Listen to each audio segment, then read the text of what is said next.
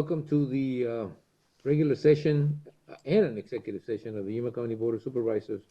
We're also sitting as all special taxing districts. This is the September 21st, 2020, 9 a.m. regular meeting of the Yuma County Board of Supervisors. Board members can and will attend either in person or by telephone or remotely via electronic conferencing. I don't know why I do that when everybody's here, but this is the call to order. And I'm going to move the executive session to the end of the meeting so as not to tie up people at the beginning of the meeting. I think we're gonna have to do that sort of like as policy, why put it in the front? Normally, when that was done before, we started at 8:30 or 8 in the morning with the executive session, but if it's gonna be in the regular session, then put it at the end, okay? All right, so we are going to move on to the regular session items, and the first item in the agenda is a Pledge of Allegiance, and this will be led by Supervisor McLeod. Thank you, Mr. Chairman. Please join me. I pledge allegiance to the flag of the United States of America and to the republic for which it stands, one nation, under God, indivisible, with liberty and justice for all. Thank you.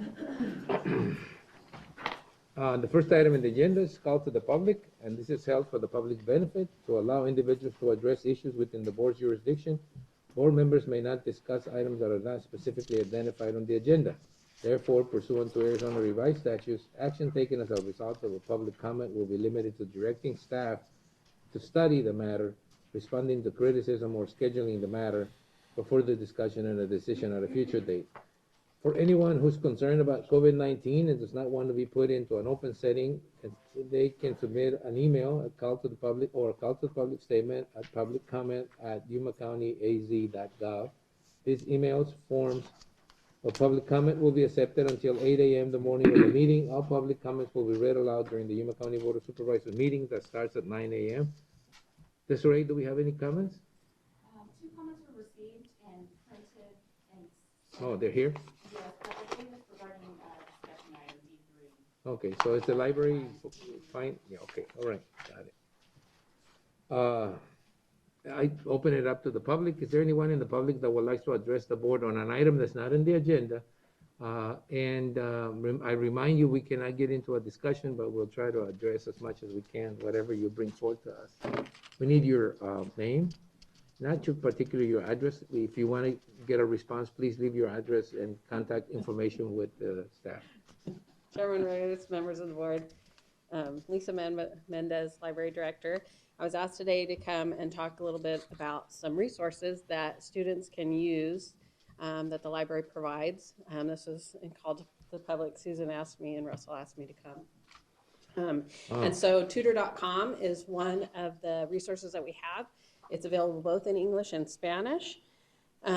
Most of the students that request need help in math, but they could also have somebody read a research paper. They could drop it in. We also, on our website, have updated our kids and teens to give all the resources that are available online that the library provides. And so I'm going to pass out to you both in English and Spanish. Don't pass out. I'll try not to. Thank you.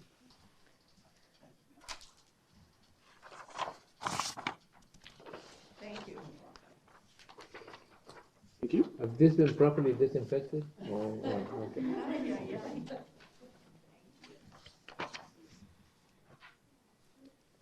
That's it. Thank you. That's it. Thank you. Anyone else in call to the public? I'm going to leave the call to the public item open throughout the meeting so that if somebody comes and wants to address the board at any particular issue that's not in the agenda, they'll have the opportunity to do so as I open it back up again at the end if necessary. I will move on then to the next item, which is presentation, proclamations, and appointments. And during this segment of the agenda, board members may discuss the presentations and proclamations and may announce appointments to the Yuma County Planning and Zoning Commission, the Yuma County Board of Adjustment. No legal action will be taken. Are there any appointments pending from any of the board members? If not, then we'll move on to a presentation of the county line. This will be a presentation of the county line by Yuma 77, the Yuma County Government Channel. Are we ready? As the elections near, we'll take a look at the county's ballot machine, Express Vote. With cemeteries running out of space, our public fiduciary helps provide burial service for those without care. And with farm season around the corner, the health district recently focused on helping the farm worker population get COVID-19 testing. These stories and more, this is your County Line.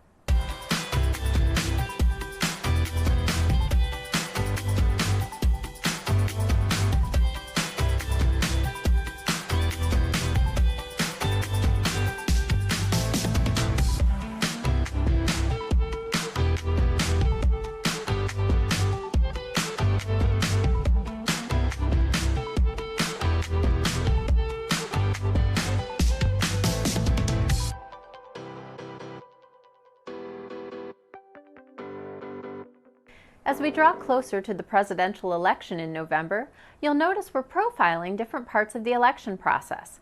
Today, we take a look at the county's electronic ballot marking device, otherwise known as Express Vote. If you haven't been to a polling place or vote center in recent years, you may notice one big change. Voting is predominantly through a voting machine. Long gone are the days of either filling in a bubble or using a punch card machine. In today's election climate, Yuma County uses the Express Vote universal voting system. It helps the voter make their choice without any ballot markings being subject to interpretation of if it was a full mark or an errant mark. It also helps the voter with making the correct number of choices. So it'll tell you in real time if you've overvoted a race or undervoted a race. And then there's a summary sheet at the end to review their choices and make corrections if necessary. Simply put, it uses touchscreen technology and produces a paper record. Of course, the system is filled with security features as well. The verifiable paper record, audit logs kept, data encryption are just a few of the fail-safes in place to protect the voting records through the process. As a reminder for those who are planning on voting at the polls, our elections office is busy training vote center workers now in preparation for the November election. They're focusing on making the process as safe as possible for voters and staff. If you chose to vote early, please don't forget to return your early ballot as soon as possible. About 14 years ago, the Yuma County Public Fiduciary identified an issue that eventually would become a much larger problem. Parts of the duties of this office are to provide burial services to those who have no one to care for them in their darkest hour. But Candy Wheeler Ruby recognized their office was not going to have a suitable place to provide burial services as property was running out at the cemetery. I want to give a big shout out to Craig Sellers here at Development Services, because he's the one that found this piece of land and, made it as a recommendation to the board. And I was just so grateful that the board and our county administrator, Susan, was good with the space, and that gave us our perfect starting point. For the public fiduciary staff, having this special place as a final resting place for the people they serve is a proud moment. No matter whether somebody is indigent or not, I think they deserve a proper resting place. And so my big goal was I wanted to make sure that whatever we did, that it was nice and that it was worthy of them. Recently, the Public Fiduciary's Office held a small private ceremony at the new columbarium, transferring 10 sets of remains into the compartments that are now a final resting place. The Public Fiduciary's Office prides themselves on providing guardianship and conservatorship in a professional and efficient manner. Most importantly, the columbarium solves their issue identified years ago and maintains the compassionate nature of the work they continue to do. In this world of COVID, most of us have learned we have to adapt to new ways. Your Public Health Services District knows this far too well, as they work closely with many organizations and businesses as those groups are trying to open and adapt to operating in this COVID chaos. This was the scene recently in San Luis, Arizona. For weeks, the Yuma County Health District has been working with the Arizona Growers Company to create an environment to best handle over 500 field workers coming to town. Teaming up with the Regional Center for Border Health, the Fernando Padilla Community Center became ground zero for the health district to ensure the workers were tested for COVID, given flu shots, and given access to educational materials to to help them minimize the risk of exposure as they help keep the farming industry moving in Yuma County. They come over every day to, work in the fields, work with our food, and they're an important part of our food chain, and we want to make sure that they stay healthy. We want to make sure that they get flu shots. We want to make sure they know what to look for if they're exhibiting any symptoms of coronavirus. We want to test them to make sure if they do test positive that they're isolated and treated properly. This event was a good precursor to when our local fields began filling up with people helping to feed the nation. These events also help solve another issue that could be on the horizon. Hopefully a vaccine will be coming, and when it's available, we know everyone will want one. Handling large-scale events like this is a good precursor, getting ready for large-scale vaccination clinics when the time comes. Hi, I'm Mary, and this is your Health Watch.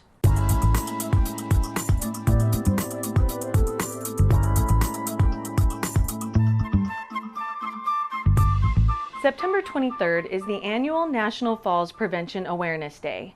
Many people think that falls are a normal part of aging. The truth is they're not. Falls present a real and growing risk to older adults' health and independence, and to their very lives. Most falls are preventable, so take control of your health and stay safe with these 6 prevention. 1. Find a good balance and exercise program. Look to build balance, strength, and flexibility.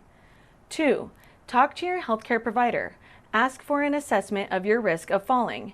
Share your history of recent falls. 3. Regularly review your medication with your doctor or pharmacist. Make sure side effects aren't increasing your risk of falling. Take medications only as prescribed. 4. Get your vision and hearing checked annually and update your eyeglasses. Your eyes and ears are key to keeping you on your feet. 5. Keep your home safe, remove tripping hazards, increase lighting, make stairs safe, and install grab bars in key areas. 6. Talk to your family members, enlist their support in taking simple steps to stay safe. If you know someone you believe is at risk of falling, let them know your concerns and offer support to help them maintain the highest degree of independence possible. For more information on preventing falls, please visit us at azstopfalls.org or contact Laura Aviles at 928-317-4580. Before we go, a reminder about traveling in the future and an extended deadline. If you're an air traveler, the deadline was October 1st, 2020, but that's been extended. Every Arizonan needs to know that beginning October 1st, 2021, driver's license and ID cards without a gold star in the upper right corner will no longer be used as identification at airports. If you don't have the card by then, you will only be able to use a federal ID or passport to fly. Make a plan now to get the new travel ID and beat the rush next year. It's simple, and now you have an extra year to get it done. We'd like to thank you for joining us for this County Line. If you'd like to watch past episodes, log on to yumacountyaz.gov/VOD. And remember, you can join us live on Facebook. We'll see you next time. All right. That's the county line, and we'll move on to the next item in the agenda. It's the proclamation section, and in this section, we'll proclaim the month of September 2020 as Falls Prevention Awareness Month. That was the build-up to it in Yuma County, and Ms. Carol Brown, Program Development Manager, WECA, is here to take it. I am going to ask Supervisor Pancrasi to please read the proclamation. Proclaiming the month of September 2020 as Yuma County Falls Prevention Awareness Month. Whereas slips and falls impact all age groups in Arizona, resulting in personal and financial tolls, including Arizonans age 65 and older, and has an impact upon healthcare systems. And whereas 1 in 3 of all fall victims are more than 80 years of age, and whereas Yuma County has the 9th highest rate for fall hospitalizations and the 13th highest mortality rate by county in Arizona. And whereas the high rate of emergency department visits and hospitalizations among older fallen adults in Arizona exceeds 1.9 billion, and whereas falling is not an inevitable result of aging, And whereas older Arizonans at risk of falling need fall prevention programs to teach them specific everyday strategies for improving mobility and stability for reducing fall risks. Now, therefore, I, Marco A. Tony Reyes, Chairman of the Yuma County Board of Supervisors, hereby proclaim the month of September 2020 to be Falls Prevention Awareness Month in Yuma County, and urge all older adults, family members and caregivers, healthcare providers, fire and regional medical centers, first responders, and community partners to join the Western chapter of the Arizona Falls Prevention Coalition and WACOG, Area Agency on Aging, and routinely assess older adults, including our veterans and those with disabilities, for fall risks and strategies to improve mobility and stability for reducing fall risks. In witness thereof, I hereunto set my hand and affix the official seal of the Board of Supervisors, done at Yuma, the county seat, this 21st day of September. And normally I would ask everybody to step down and, hand over the the proclamation, but because of this COVID thing, we're just gonna have to give it to her, and she will then come up if you're here, just to say a few words, if you want to. Thank you so much. Yes, yes. You gotta, no, the other way. You gotta face it. Yeah. Appreciate this opportunity because falls are extremely unrecognized as a cause of death for our seniors. Unfortunately, they go unreported. Seniors who are still living at home are frightened to admit they have fallen because they're afraid they're going to lose their independence. And they will be forced to leave their home and move into some type of assisted living. So many falls go unreported. We know that many times by the third fall, if they haven't hit their head the first two times, they will by then. And we do lose them. So the more recognition that we can give to falls awareness at any age, how many have fallen in the last year? Just any kind of fall, you tripped and fell, you misstepped. It happens. We want to make sure that we are taking proper steps, which were listed in the proclamation, so that we can reduce falls and reduce the loss of our senior population in Yuma County. Thank you very much. Oh, thank you.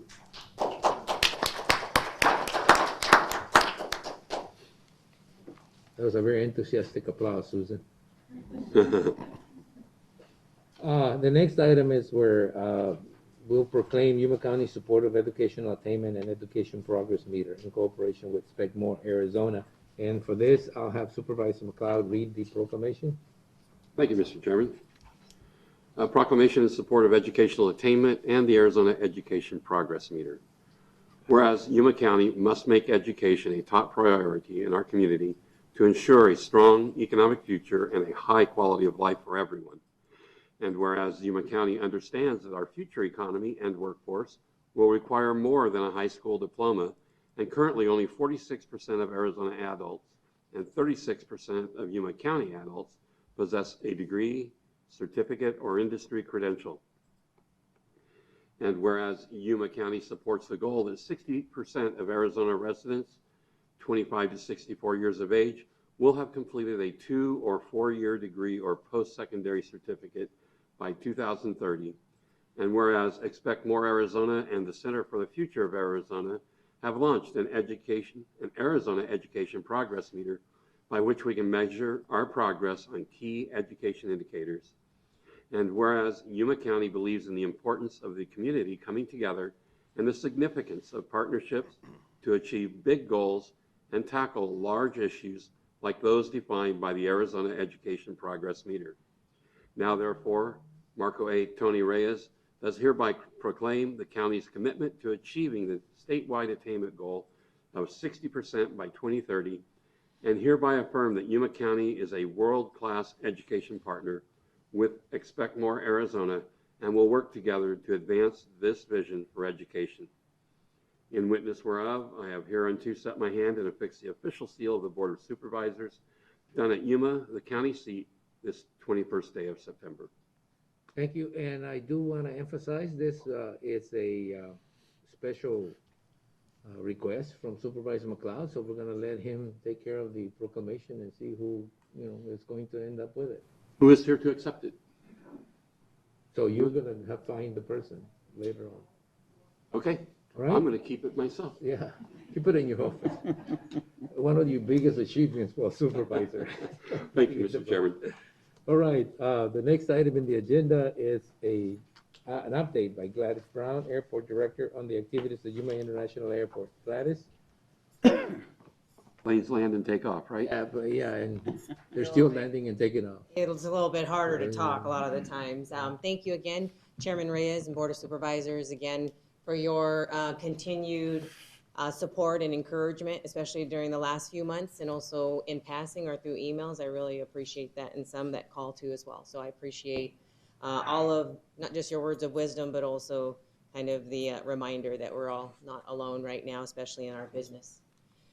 Again, just for those in the room, I think it's always important to understand the Airport Authority and then what it's comprised of.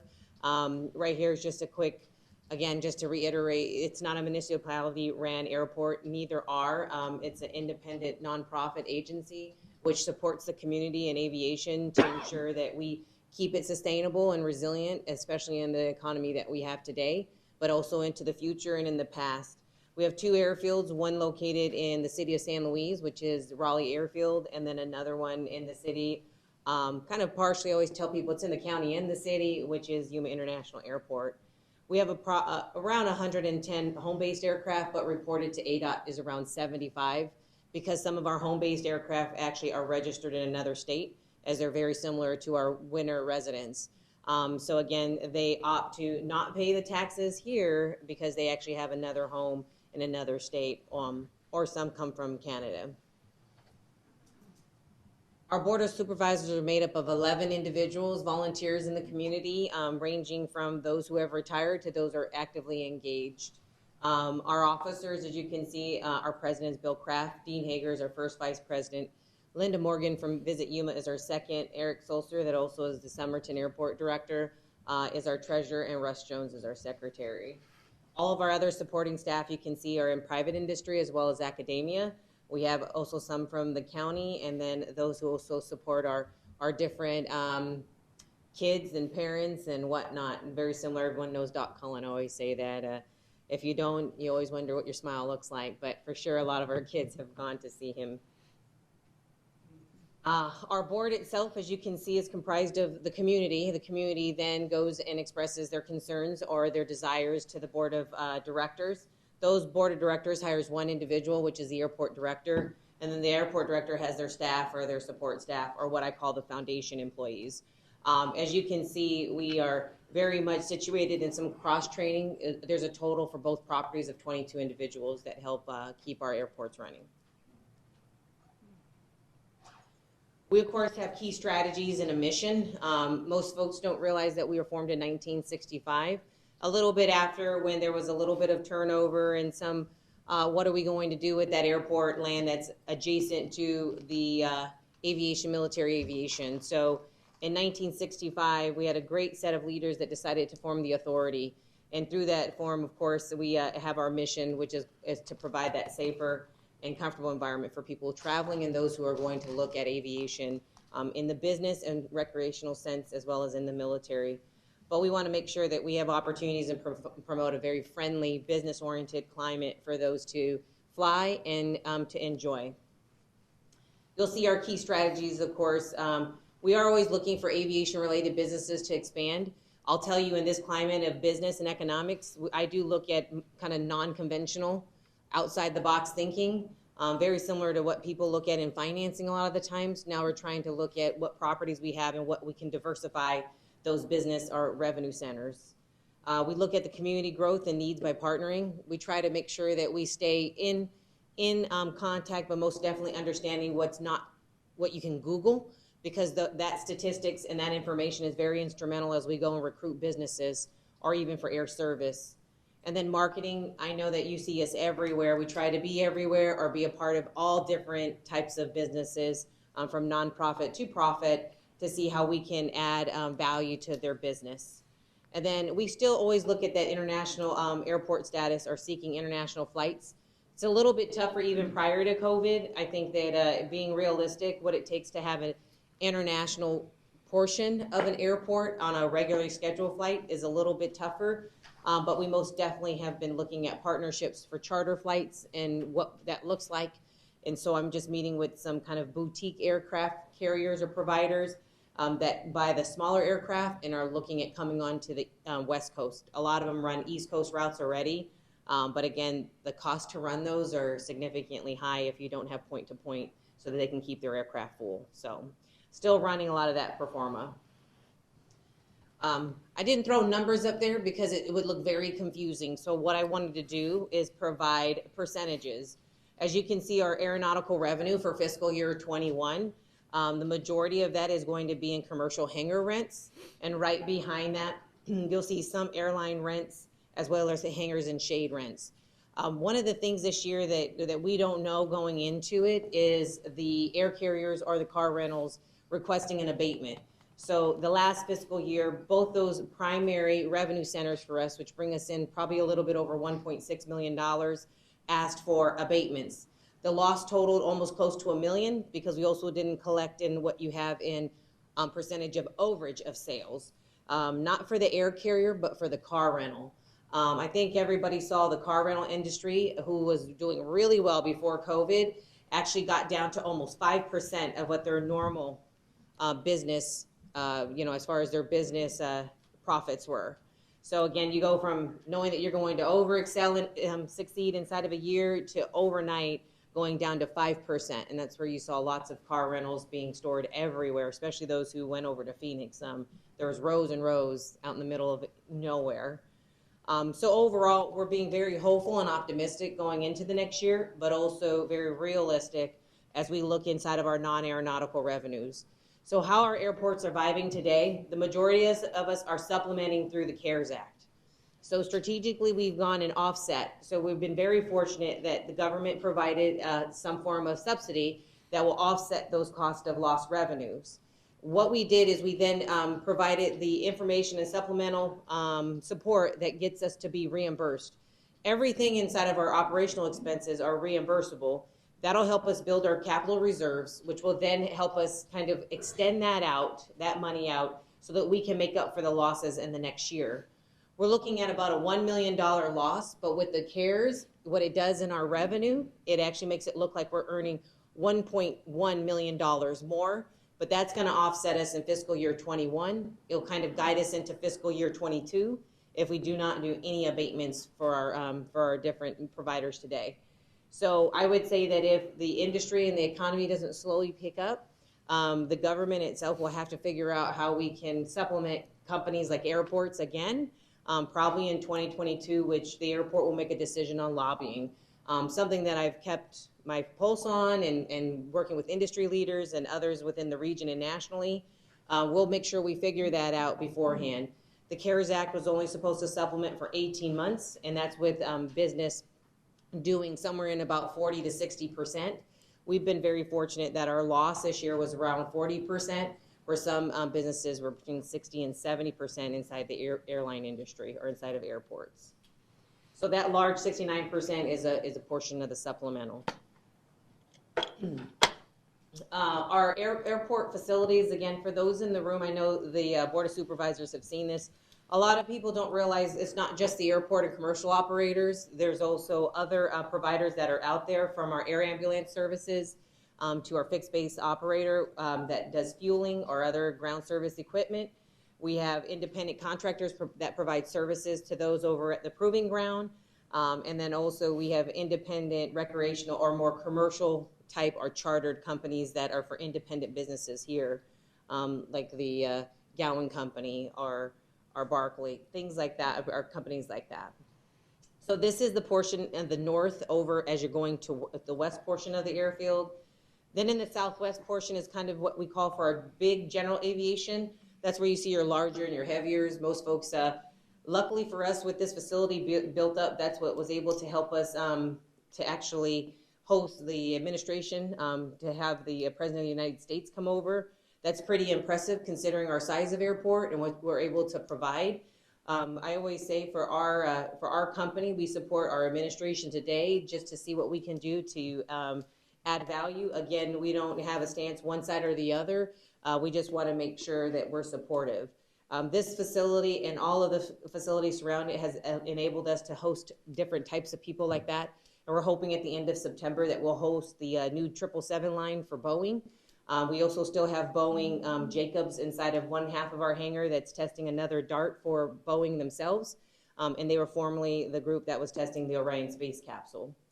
We're looking at hosting a lot of military partnerships from F-16s to C-130s. We're hoping that as the air station has figured out a protocol to work through military exercises, that they're encouraging additional transient users, and we're usually the overflow. So they're still transient based, and again, to stress, to make sure our FAA regulatory agencies understand, we don't build for military, we support transient aircraft. And so we're very hopeful that the military will help us keep that fuel flowage going as the kind of the Boeings and Airbus companies are less and less in their testing. So again, commercial air service up in the north, general aviation throughout the midfield, and then commercial users and business on the airport as you go into the southwest. All size dependent is kind of how we run our business. Today, again, we're just looking at steady flow and trying to get those routine users back here. And then Raleigh Airfield. It's really hard to get it unless you like to ATV off, but as you're going into the city of San Luis, the last set of crop circles, I always tell people you'll hang a right. You're gonna off-road for about 1.5 miles, and then there's an airfield out there that's completely secure inside of an 8-foot fence line, access controlled with a hangar, as well as a really pretty runway. It's about 2,800 feet, and it does not house any general aviation today, but we have some prospects that are looking to use it for touch and goes and also for some military turnarounds. Over at the airport, of course, we have additional easements with our partnership with the air station. Very important for us to continue that relationship with the Marine Corps. And then going into the big one, everybody is they ask a lot of questions of our team members as well as myself as they see me or through inquiries online or on the phone. Air service today, we're very fortunate that they did add another route to Phoenix. We had 1-in-1 for the last couple of months. Just last week, we got 2 flights to Phoenix and 1 to DFW.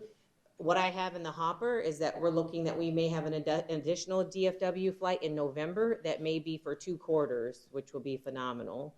And then maintaining the 2 flights to Phoenix.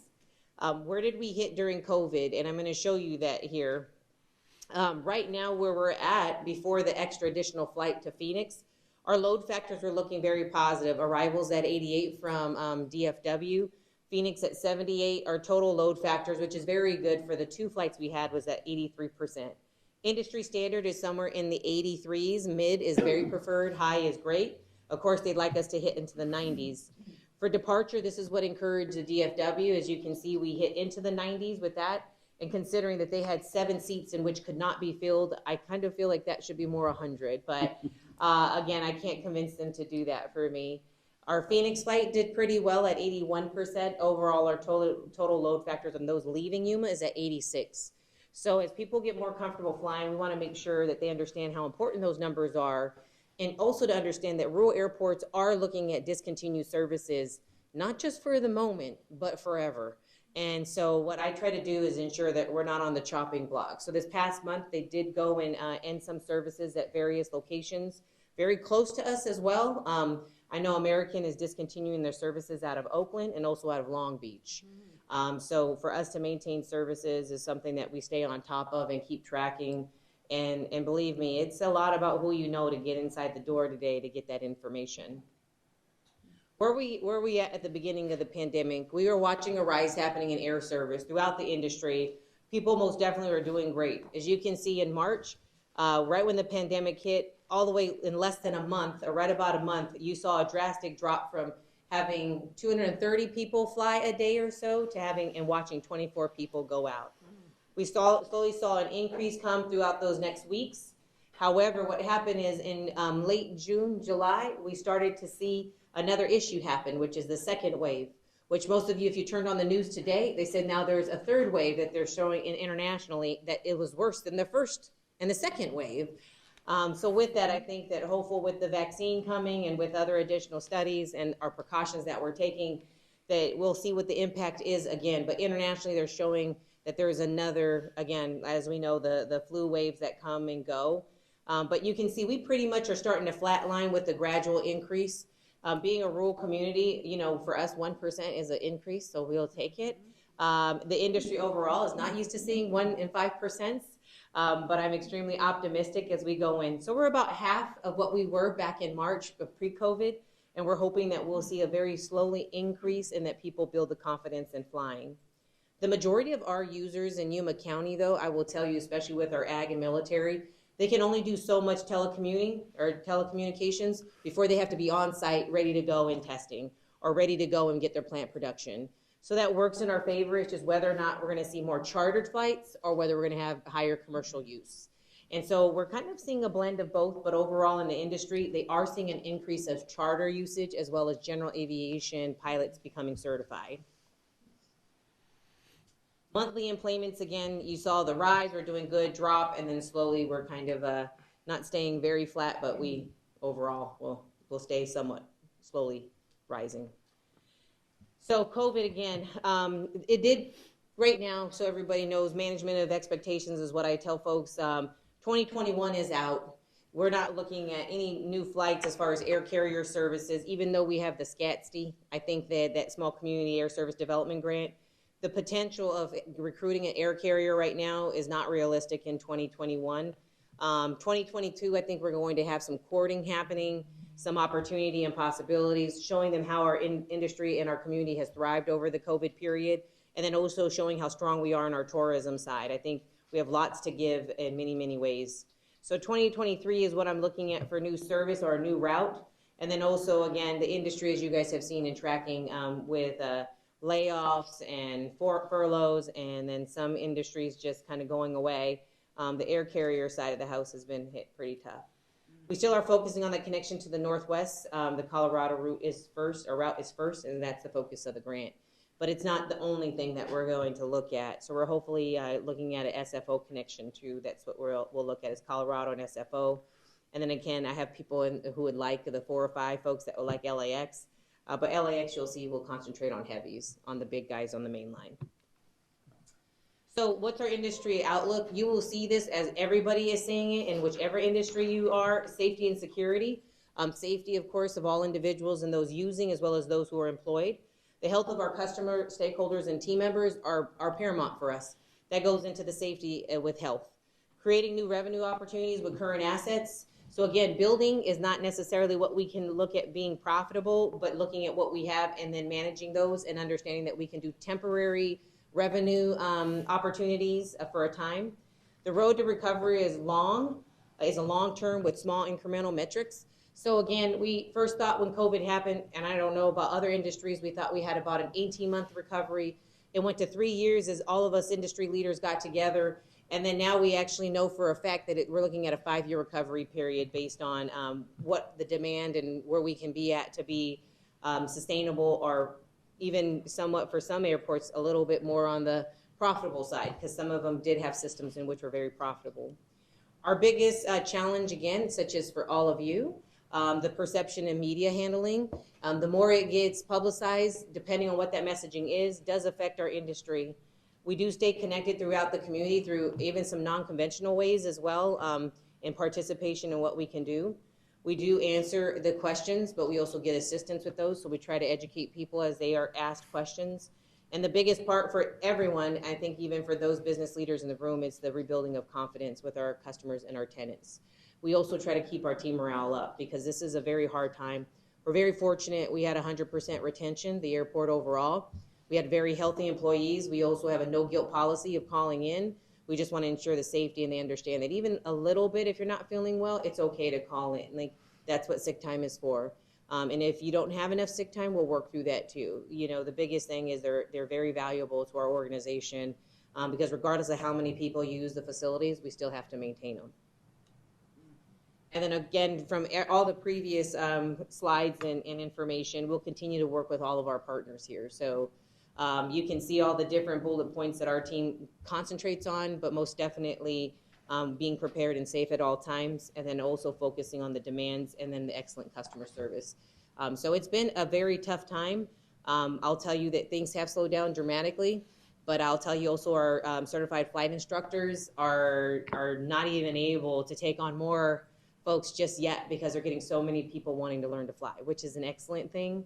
Now we just need to build up mechanics and then also look at facilities in which we can do that. So again, we're working with academia, figuring it out. I'm still tracking the industry because when this is all said and done, we still are facing an issue that was already prominent, that 2025 we would have a lot of pilot retirements and mechanic overturns. So with that, I apologize, that was a little longer, but any questions for clarification? See, I learned that one. The attorney will be impressed. Questions? Any questions? And remember, this is a presentation, so. Thank you. Right, that's why I said for clarification.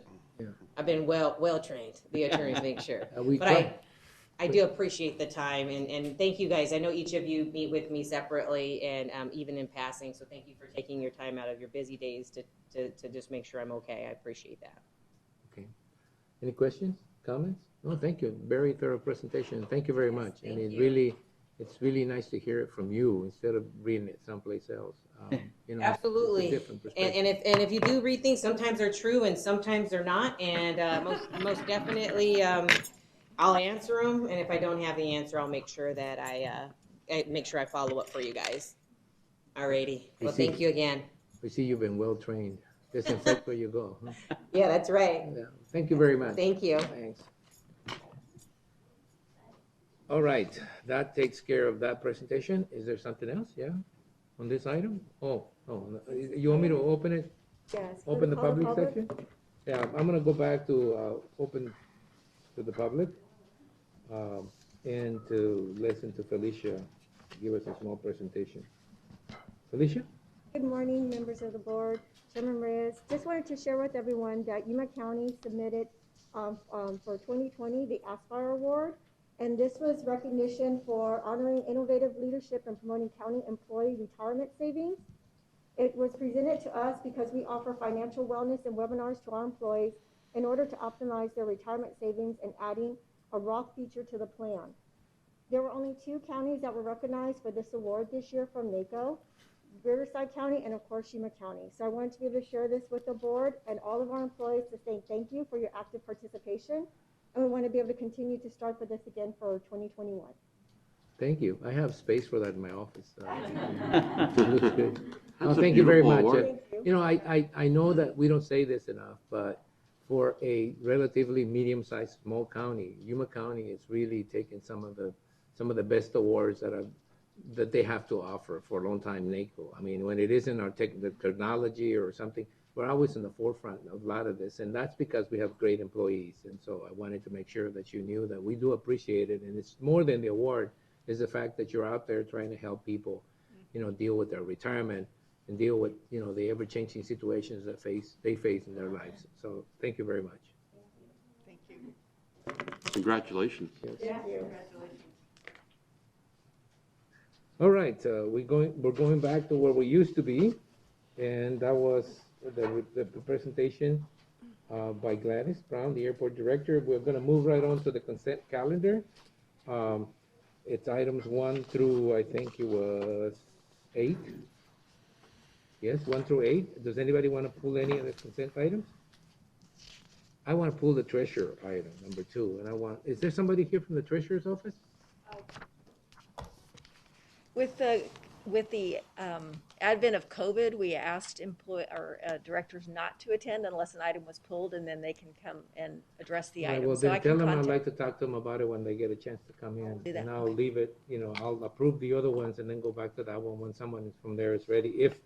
If nobody else has any other questions. Does anybody have any other questions on any of the other items? If not, I'll entertain a motion to approve the consent calendar items 1 through 8 with the exception of item number 2. Is there a motion? Will you be able to come over? So moved, Mr. Chairman. Second. There's a motion and second to approve consent calendars item 1 through 8 with the exception of number 2. No discussion on this item. All those in favor of the motion signify by stating aye. Aye. Anybody opposed? Motion carries. All right, so I'm going to go through the discussion and action items. So we'll hear first a recorder elections presentation and update regarding the 2020 election cycle, and then we'll provide feedback and direction if appropriate. Just in case anybody is asking the reason why we're having this presentation, I have asked Robin to be available to us and to have an item in the agenda every 2 weeks so that we can deal with whatever issues may come up. Unfortunately, the way that, well, maybe not unfortunately, but the way that the agenda is set up, if you have an issue or if you have an item that needs resolution, it needs to be in the agenda as an action item for us to be able to take action and be able to discuss it. So, don't feel like, this is not oversight. This is more of a tool to help you out in case you run into a situation where you need some action and we need to take it. This is not going to be, at least from my perspective, a regular election cycle because of all the things that are going on right now. I believe it's going to be a lot more contentious than normal, maybe a lot more difficult than normal and different than normal. So just as I have asked the health department to come every 2 weeks and give us a report on whatever issues come up in their department, I want you to feel free to come to the board every 2 weeks. It may not be much, but if you need, something, it'd be nice to know that you can get it from us relatively quick. And this is going to be one of those situations where you're going to need action relatively quick. So, Robin? Good morning, Chairman Reyes, members of the board. We have a brief review of the primary election and a short update on the general election. And as Chairman Reyes mentioned, we'll be here every couple of weeks to update on any developments as we move toward the general election. I wanted to briefly provide some statistics on the voter statistics for Yuma. This is the highest number we've had for active registered voters in Yuma County. The largest number of ballots cast in Yuma County for a primary election occurred for the 2020 primary election. We had a 26% voter turnout, which again was the highest turnout for a primary election, which is great. We did have a lot of early ballots go out. We'll show you that in the next slide. Early voting was at 91.4%. We have not seen that. We have seen historically between 70 and 75% ballots cast for the early ballot voters. Election day at 8%, and we had a very small turnout for provisional ballots, which are voters that appear at the vote center that perhaps have an issue to resolve or a change in address that needs to be taken care of. These are some voter statistics from 2010 to 2020. You saw some of these in 2018 when we did a recap following the governor's election, primary and general. As you can see, there's been a steady 1 to 2% increase from the primary election since 2012. And interestingly, because our voter registration number has climbed, it's been a very hefty number at almost 20,000 more voters since the 2016 primary. Wow. The turnout is still sitting at 26%. As you can see in the 2018 general, we had 51% turnout. We expect that'll be significantly higher for the 2020 election in November. This is what early ballots looked like for the 2020 primary, and we did send out 50,809 early ballots, 44.8% return rate. I think that's a little low than what we actually wanted to see, at least a 50% return rate of those that were mailed out. And below you'll see a history of just the early ballots and what it's looked like since 2016. We saw a 25% increase in what was received back for this primary election, although we would have liked to have seen more of that 50,000 number returned. COVID is on everyone's mind, and understandably so on voters' minds as they appear at vote centers or make a decision on whether or not they're going to vote early or appear at a vote center on election day. We did take precautions for every vote center requiring face coverings in compliance with the county mandate. We have adequate signage for all of the vote centers for social distancing.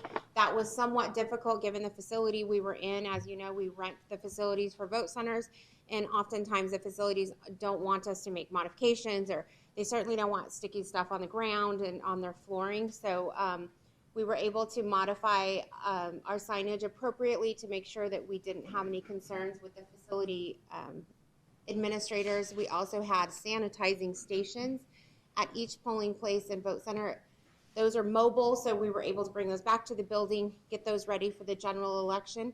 All of the poll workers were provided PPE, including plexiglass screens for provisional ballots, plexiglass dividers at all of the electronic poll book check-ins, regular cleaning schedules and cleaning supplies that we received from the Secretary of State's office, and we expect to receive some of those items for the general as well.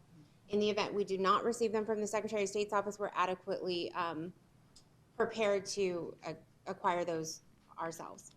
Before you move on, from that particular slide, you know, we just had a presentation by the county line on the touchscreen process that now it's more or less what people who use the system will be basically directed to use. Do we have a system where after every voter, the touchscreen is sanitized? Yes, we were hesitant to, Chairman Reyes, members of the board, what we ended up doing for the touchscreen machines, they are ballot marking devices. So the voter is marking their ballot, receiving the paper ballot, marking out of the machine to go put it in a tabulator. All of the voters are provided a long tool. It looks like a long swab that they can make their choices without touching the machine. Oh. It is part of the cleaning schedule once voters have visited one of those ballot marking devices, but each voter is provided one of those swabs so that it's, in essence, it's touchless voting. There isn't a need to touch any of the machines or anything more than the paper that their choices are going to be memorialized on. And those are disposable, I suppose. You know, the one-time use kind of That's thing. correct. So essentially, the voter is not going to be required to touch any surface that somebody else has touched before him or her. Chairman Reyes, members of the board, that's correct. There are quads that are booths for the voter to go vote a paper ballot. All of those, of course, the voter may touch those surfaces, but all of those surfaces are on the cleaning schedule immediately following the voter's completion of their ballot. I just want to make sure that people know that those measures will be taken individually so that they have, you know, the cleanest, most disinfected surface that they can, or environment that they can actually, that they can do this. I believe that the voters were very pleased to see that process for this election. All right. As every election, we have learned some lessons every time around. And because 2020 really was a different cycle for us, we were already expecting the unprecedented activity. We were expecting it to be a very large election as it's a presidential election. COVID gave us a layer of challenges, and they were pretty expansive challenges. All voters are still handled in the same way they have been handled in any other election, and then taking those precautions that are necessary for COVID have worked out very well. Although we did see some need for improved customer service, that we were able to plan ahead for an automated phone system that will be up and running shortly. Standardized answers became a priority for our office. I have personally been very frustrated. I've talked to each of you about frustrations about mixed messages, misinformation to voters, that type of thing. So we want to make sure staff is on board with delivering very consistent messages so there's a continuity of information to all voters when they call and have questions or can navigate to the website or the state website to inquire about a particular issue. Temporary staff became a concern for this election. We have hired almost 12 temporary staff members, where in past elections we have had no more than 3 or 4. So all of the temporary staff have remained very busy. We would like to develop a consistency with temporary staff in regard to training and assignments. Sometimes that's difficult as we have had people with different types of schedules, things that they're able to do and things that they're uncomfortable doing. The training is very important. So today our staff began at 8:30 this morning training several temporary staff members to do signature verification, auditing for us, receiving board to receive ballots coming in from the mail, counting what we receive and logging it in our reports. and also to assist with voter check-in for early voting. We do expect we'll have an increase in in-person voting in our building, and in consideration of COVID and the need to keep things very organized, efficient, and streamlined to serve the voter, we have temporary staff that'll be trained to accommodate the voter and handle any issue that may come up. Focused voter outreach is also a concern for us. We would like to educate the public on the ability to vote in person. Many people that visited our office or called staff were not aware that they could come vote an early ballot in person. They did believe that the only way to accomplish that would be by mail. Given the concerns that some voters have with any postal delivery or timely receipt of their ballot, we're encouraging voters to take advantage of that option if that's a possibility for them. In 2018, we created something called the What to Expect. I've spoken with Chairman Reyes about this as well. I think it's important for us to share the What to Expect as we move towards November 3rd to make sure voters and candidates are aware that when ballots will be counted, when ballots will be tabulated, when reports will be available, when the staff will be doing a few different things such as early board processing. We have 5 days following the election day to allow voters to sign unvoted ballots now based on a recent court decision. So we want to make sure that people waiting for election results and knowing that concerns across the country are centered on delayed election results, that all of you will know what to expect in regard to tabulation. And before you move on from that, just to simply restate what to me is obvious, is we're not doing, this is not the first time we're doing this. We've been doing early ballot processing for years. I mean, 10, 20 years. This has been a slow and steady process. I think a lot of the controversy is centered on the fact that some entities are trying to do early ballot en masse, off just the first time, for the first time. And that's really something that I want to assure the public in Yuma County. It's not the case in Yuma County. Yuma County's been doing early balloting processing for years and has had a chance to fine tune the process. We, for example, when you're saying that there will be counting of the ballots, it's always done in an open setting with, with individuals present from both parties in front of a camera. This is a process that's been fine-tuned over many, many years, to the point now that 91% of the people that voted in the primaries voted early. Now, the problem that we face every time is people's anxiety about the results and when they come out, and that's what you're addressing now. And we just wanted to make sure, in the discussion we both had, you and I had, it's about making it a process where people know what to expect and are not waiting the next day after the election for results, when it's just not going to be, it's not going to happen, simply because the law allows people to, go and fix problems. I mean, 5 days or something. But, we want people to know there's a process, and the process will be followed just like it's been followed before, but just with more care and attention this time, because we know that there's a particularly high level of interest in the results of this election. And I just wanted to make sure that everybody knew that most of the stuff that you're reporting to us, you've been doing for years. It's just that now you're paying very, very close attention to some of the details and some of the anxieties that people have about a lot of the details of early voting. Chairman Reyes, members of the board, that's correct, and I like your description of fine-tuning. I think we're doing exactly that, and I think that we have learned a lot of lessons, and when there comes a day that there's not a lesson to learn, then that will shock me.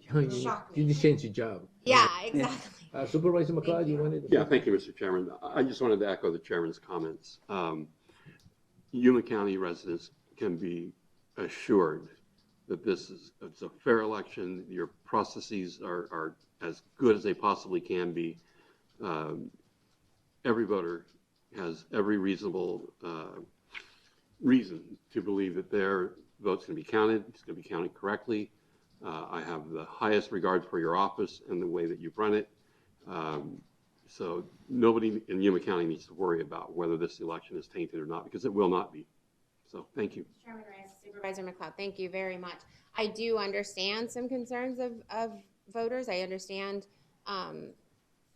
concerns that they would like to understand from us. And I think that's important to recognize. The process is very scrutinized. We scrutinize it ourselves on our end. And the goal, of course, is to make sure that voters feel secure and that the trust in our offices is not diminished in any way. I do feel any of those questions about security concerns, that type of thing, we can assist the voters in understanding. And I think the what to expect that we'd like to provide to you guys will help. I do worry that people are going to drop off ballots late. People are going to drop off a lot of ballots on election day, and you understand, Chairman Reyes, the level of what's required to process those and get those ballots counted quickly. And election day, sadly, is not election day anymore. It's starting to be, candidates finding out a few days after election day how their race went. And Robin, would you? I'm sorry. Well, I was just going to say one more thing. What makes it even worse is all the confusing directions you get from different states. If you were in Pennsylvania and you're given 2 weeks to get your ballot in, I don't want people to. I want people to understand that the rules here are the same rules that we always had, with a few exceptions. Like correcting your ballot 5 days later, that kind of stuff. But there is still that requirement, and we want to make sure people get that. There's still that requirement your ballot has to be in before 5 p.m. or 7 p.m. I don't remember, 7 p.m. election day. It isn't about when it's stamped by the post office. People need to know that. If you turn in your ballot, if you send your ballot in 3 or 4 days and it's stamped at the post office 3 or 4 days before the election, but it doesn't get to the election department, it won't matter. And we want to make sure people know that up front. This isn't Florida or Pennsylvania or Ohio or any other place. This is Yuma County. People in Yuma County have been trained a certain way. Please remember those deadlines. That there's a reason why we don't send early ballots 3 or 4 or 5 days before the election, because there's no way you're going to get it back in time. And remember, if you have some doubts about when you send it back, physically take it into one of the mega centers, voting centers, et cetera, et cetera. Mr. Chairman. Sure. Sorry. Robin, would you please explain that our voting machines are not connected to the internet? This whole hacking stuff is just foolish. Actually, yeah, so we definitely want voters to know they're all autonomous systems. So if you're looking at a electronic poll pad with a signature roster, a ballot marking device, a tabulation device or equipment, all of those are autonomous. None of them are connected to an open Wi-Fi setting. The only Wi-Fi connection in your vote center is going to be your your poll pads, and those are talking to each other all day to make sure that Supervisor McLeod doesn't check in at 3 vote centers. Every time somebody checks in, then the other poll pad, I know, yeah. He tries that all the time. That's how I got elected. The other vote centers will know That's in real time. That's the kind of statement you make and later regret. But, in this particular case, he can make it. All of the systems are not connected, and that's why we want to continue to educate the public on, as we had the county line demonstration from Tiffany Anderson, that was in regard to the ballot marking device, because it is not a tabulator. It is not something connected to the internet. It's simply marking a device. It's creating a simplified process for you to see your paper ballot after you've made your choices and then go place it into a tabulator. None of the tabulators talk to one another. None of the tabulators are uploaded to any system at all. The end of the night, that machine is uploaded into our election command center system, and the election management system is able to run the tabulated numbers. Those are all locked in a central system that is not accessible until 8 p.m. election night. But yes, correct, they're not. And we need to doubly emphasize that there's a paper trail for everything we do here. Absolutely. Which is something that a lot of people have a concern about when they vote, through a machine. They sort of tend to believe, well, it's gone. Well, It's not. It's kept. It's kept for a while, and the records are kept for a while. So, Chairman Rice, that's actually a requirement. As you know, we have done that for quite some time. That paper trail is required for all audits, all federal reporting, and in the event a recount was required based on numbers, that paper trail is how we would begin the recount process. Back to the vote center specific diagrams. Those are being created as we learned a lesson on setup. Because of COVID, planning ahead and preparation is key. Oftentimes, because of COVID, poll workers walking into a vote center, having to accommodate for those things with the supplies they're provided. We want to make sure that those diagrams assist all the poll workers and election staff on making sure we maximize the space in a vote center. We maximize the resources in a vote center. We have found that we've had difficulty with adequate electrical plugins, that type of thing. So that's why those diagrams will be assisting our inspectors. Poll worker training changes are including an online poll worker training that's being videotaped to be distributed to all poll workers. We will have over 200 poll workers employed on election day. So that online availability for poll workers that miss a class or unable to meet one or to attend one will be helpful. Hands-on position-specific training is important because if you are arriving to be a poll pad judge, a marshal, or an inspector, you need the training for that specific type of job. And election services staff has done an amazing job training poll workers, but because we see them once or twice a year, even if they have served in that capacity in past elections, it is difficult to make sure everyone's updated on equipment and then functions for that election day, especially if any legislative changes have occurred since their last election. Election security is a huge priority for both the Recorder's Office and Election Services. I am very concerned about the technology security. I think the IT department for Yuma County has been phenomenal. They have stepped up and really stayed so on top of any election security threat from a cybersecurity standpoint and is very involved on a federal level with the cybersecurity concerns. Physical security is being addressed, and we're very happy to make sure that we fill in anywhere that we feel like we need to strengthen election security given the political climate that we are all in right now. Updated processes and procedures, including duplication and write-in board, that type of thing is important because many times there are write-in candidates. Many times ballots have to be duplicated in the event that a ballot has been damaged or crossed out and voted differently, making sure that we maintain the intent of a voter. These are the 2020 vote center locations for the general. 3 of them are highlighted because I want to make sure I note that they are different from the primary election. The city of Somerton had a vote center at Somerton Middle School for the primary election in August. We have modified that to have 2 vote centers in Somerton, the Somerton Library that was previously a vote center, and Somerton City Hall. This is because the Somerton Middle School hopes to have students on campus in November, and I do think they were concerned that it may be difficult to accommodate our needs on November 3rd.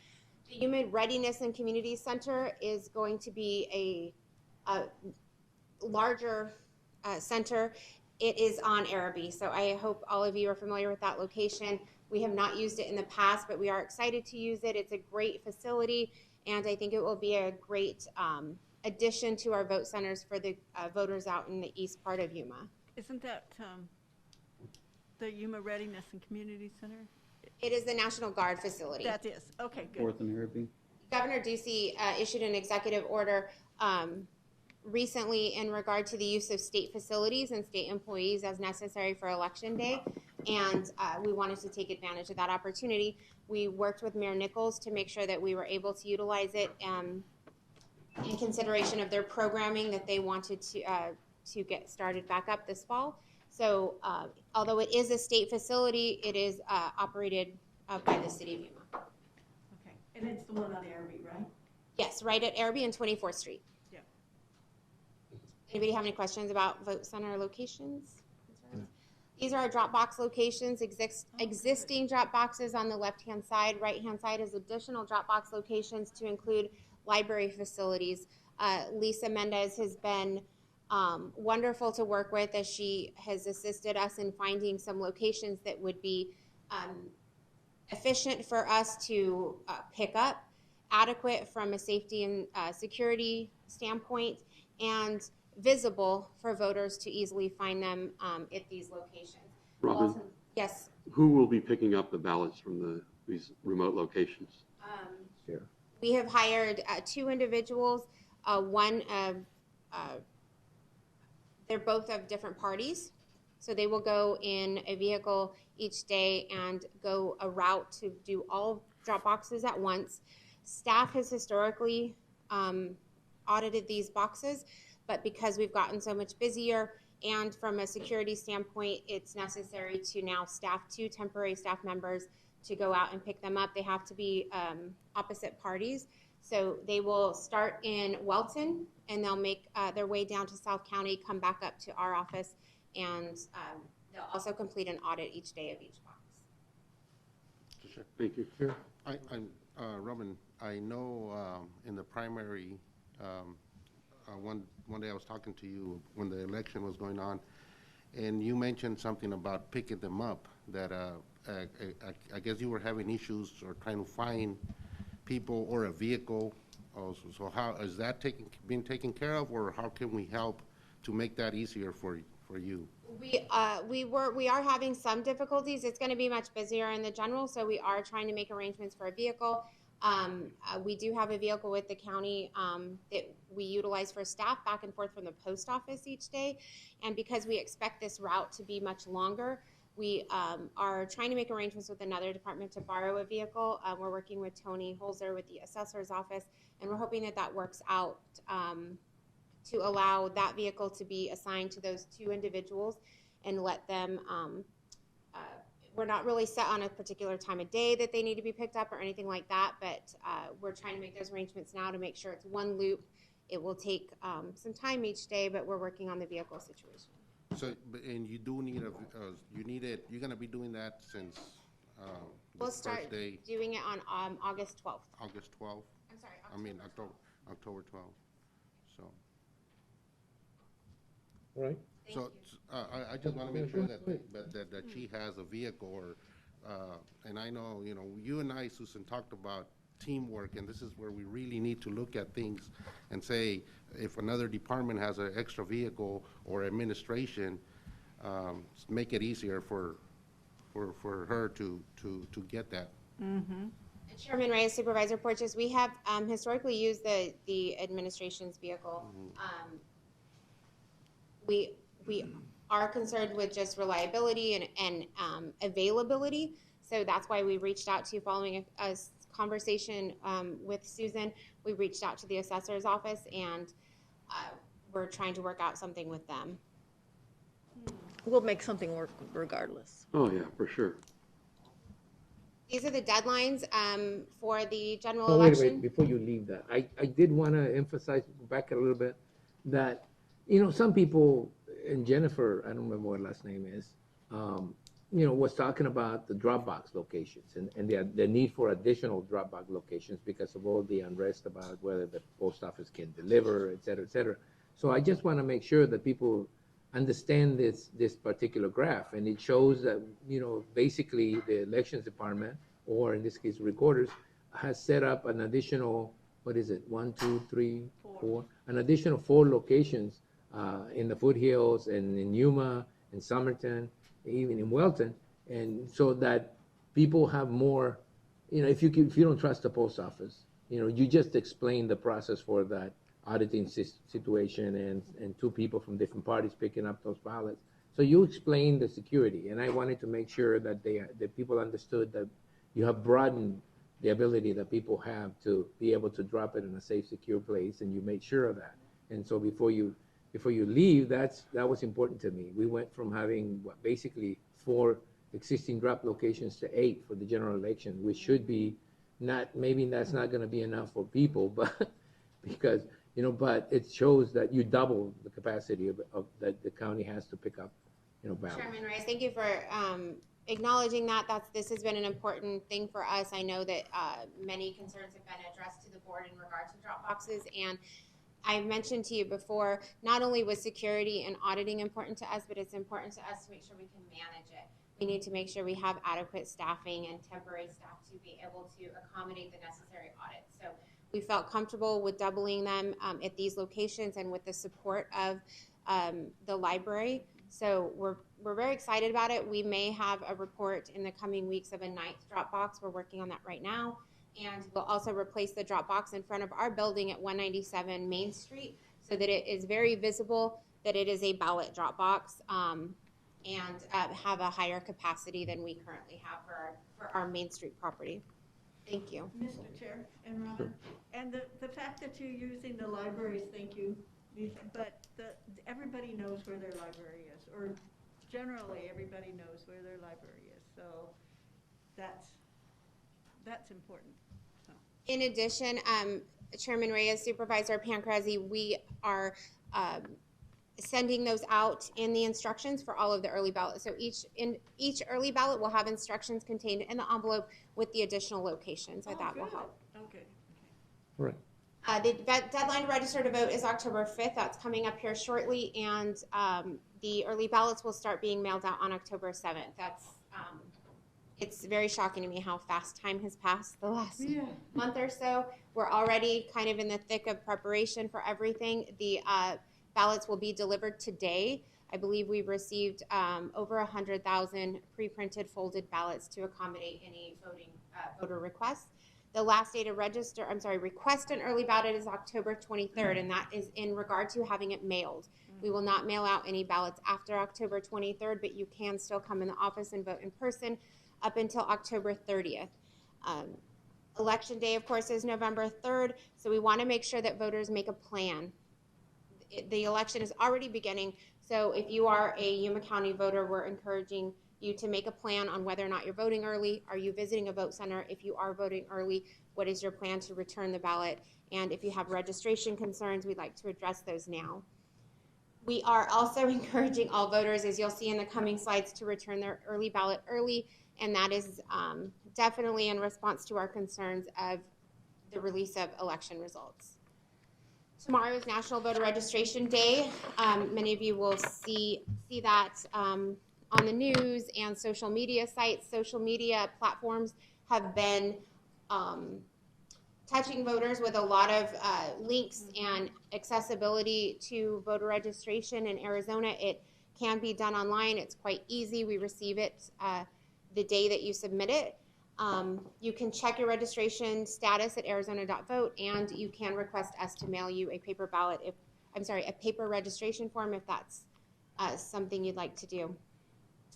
We have a voter outreach campaign.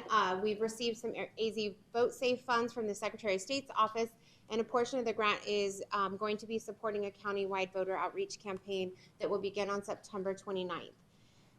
Yuma County has purchased 16 billboards throughout the county, 2 of which will be Election Day countdown digital boards, 14 standard billboards that will display the 4 messages here.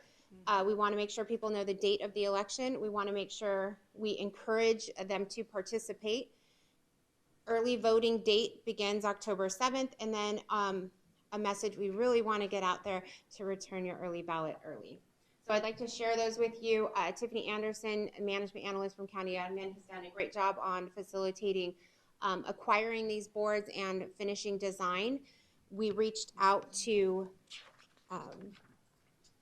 when they were being designed, we reached out to some local photographers that had some great work that we saw on social media, and we chose some great photography to utilize those on our messages. And it was important, I just want to let you know, we decided on billboards and across Yuma County because voters are communicating to our offices that they are receiving mail, a lot of mail. I don't think they want another piece of mail from us.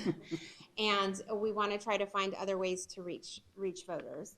These are the locations of all the billboards. We have most of them in the central part of Yuma County. Out to the east, we have a couple, and then of course South County, we have 3 larger ones. And this was really decided more on availability. All of the available locations were provided to us, and then we chose to try to expand distance from one to the other. Some are large, some are smaller, and I'll go through those. They are also in English and Spanish. This is the digital countdown that'll be on Highway 95, leave past County 15th. It'll each day show the number of days until the presidential election. The other side of this countdown, this is southbound down to Somerton. coming outside of the Somerton city limits, there will be the same digital countdown in Spanish.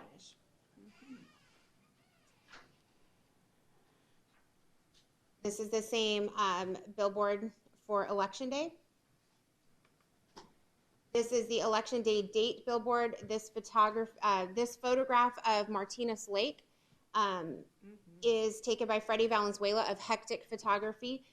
We loved this photograph, and we want to advertise YumaCountyVotes.com. We are going to have this website immediately go to our elections website for Yuma County on the Yuma County page, so that you can find the information that most voters are looking for about early voting, election day activity, and registration. This is the same billboard in Spanish. This billboard encouraging participation is a photograph of farm fields to highlight our agriculture industry in Yuma County. This was taken by John Dinsmore of Dinsmore Farms. I believe we have 4 of these.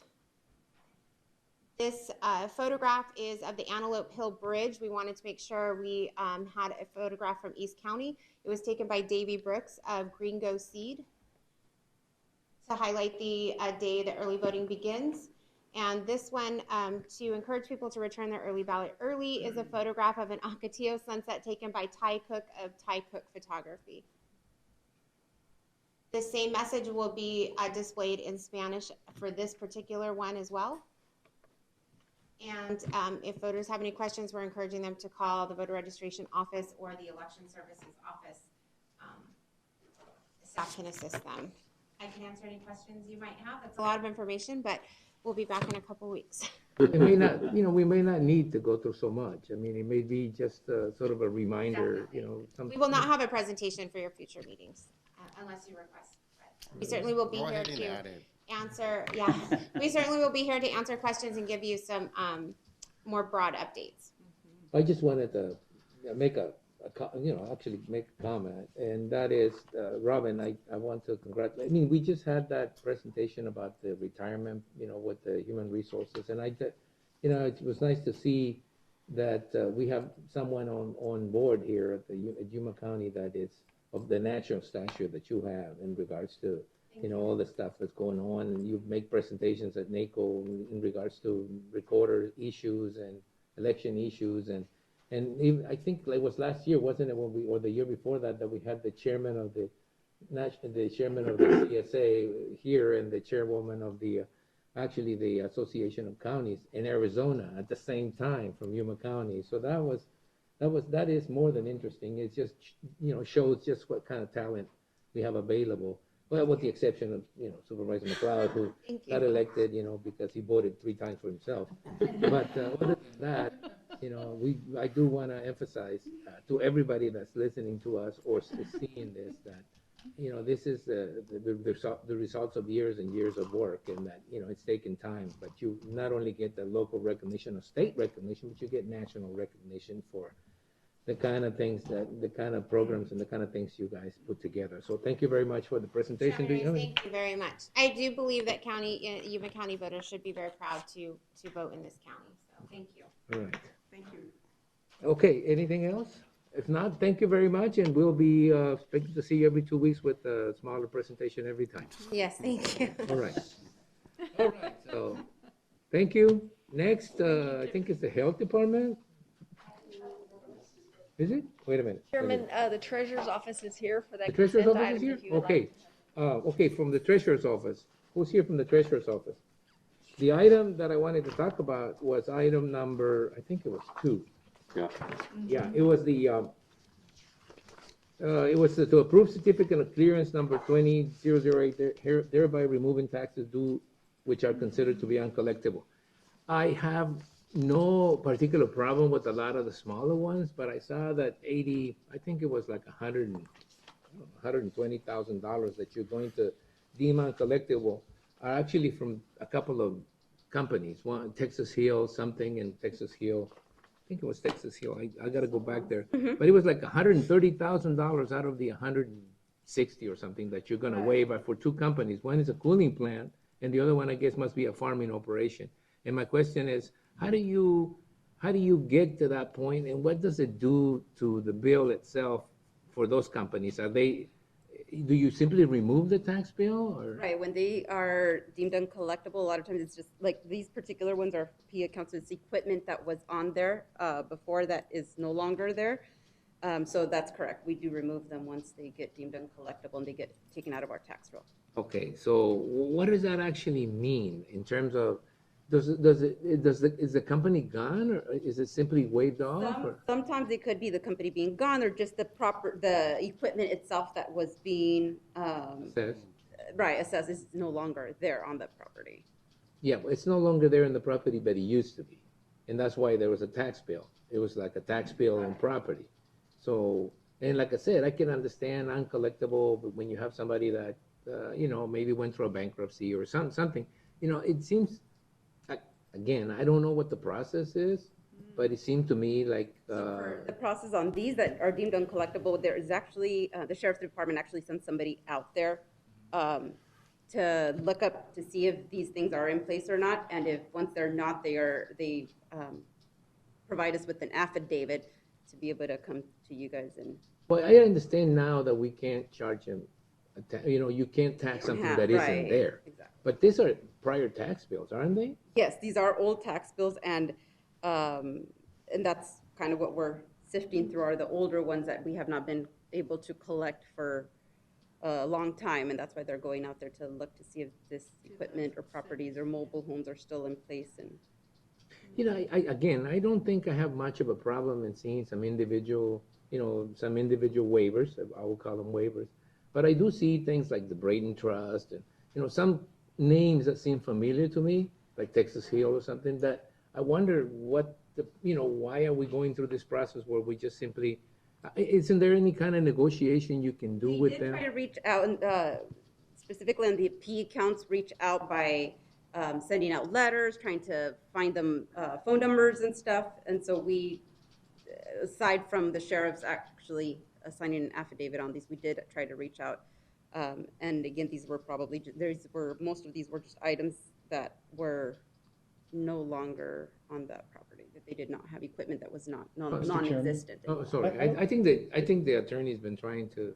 Well, I don't know if it'll help ease your concerns, and I understand what they are. There is a part of the statute that says if the property or these people or their assigns are later located after you approve the certificate, the county treasurer may reinstate these taxes and interest as if there was never a certificate filed. So if something down the line comes about where they do find either the property and or the people who are attached to that property for tax purposes, they can come back and undo this. Okay, let me see if I can follow this, because this is what drew my attention. Okay. Normally, what happens if you have a tax bill that you haven't paid, it goes through a process where it's sold to some sort of an investor that then can collect on it through a treasury deed. I guess this must not be. These are not included as part of that. These are not property. No, exactly. These are like equipment and so forth, right? So the mobile It's not real property. It's not real property, so you can't really sell the tax deed or tax Put lien. liens on these. So what happens is this is more like an accounting procedure where you have reached a point where you're keeping them in the books, but they're really uncollectible. Exactly. So therefore, you try to clean your books by simply saying we're going to waive this right now, so that we don't have to go through the collection process every year. Right, after it's confirmed that it's non-existent or. Okay. Go ahead, Jim. No, I was going to say, this has been a mess out there since Prosty Braden passed away. As far as property changing hands and figuring out who owns, it's a mess. Exactly, and some of it is changing hands on them. Yeah, well, I couldn't help. I saw some Chaparral mobile home sales. I saw some businesses, and I was wondering, okay, well, are we waiving this for businesses? And at that level, I mean, if we're talking about $1,000, $2,000, $3,000, when you're talking about waiving, I don't know, $40,000, $50,000, including, I mean, I know there's interest in it because I can see that it's split up. Correct. But the majority of the bill, the 80, 70% of the bill, is for companies that are either simply not in existence anymore or the equipment is gone. And the fact the equipment is gone, I don't think it's justifiable enough for me to simply say, well, but you had it. It's like if you had a car and you didn't pay. I mean, the fact that you don't have it anymore, you may not be interested anymore, but that doesn't mean they're going to just simply erase your bill. I just wanted to get a little more details because I didn't understand what was going on. I do a little better now. Not that I am. And we still have, we have a list that we're going through, so there'll be Oh, quite there'll a be bit more, more coming through. Oh, well, thank you for that update. Well, maybe you know what? Next time, attach an explanation of the process and why you're getting to this point. That way, it's easy that if you read it, like this is a process that happens when a bill isn't paid. Kind of a one paragraph or a little longer explaining the process and what happens, and maybe some statement, as the attorney has mentioned, that at some particular time, if this becomes collectible, you may be able to reactivate it.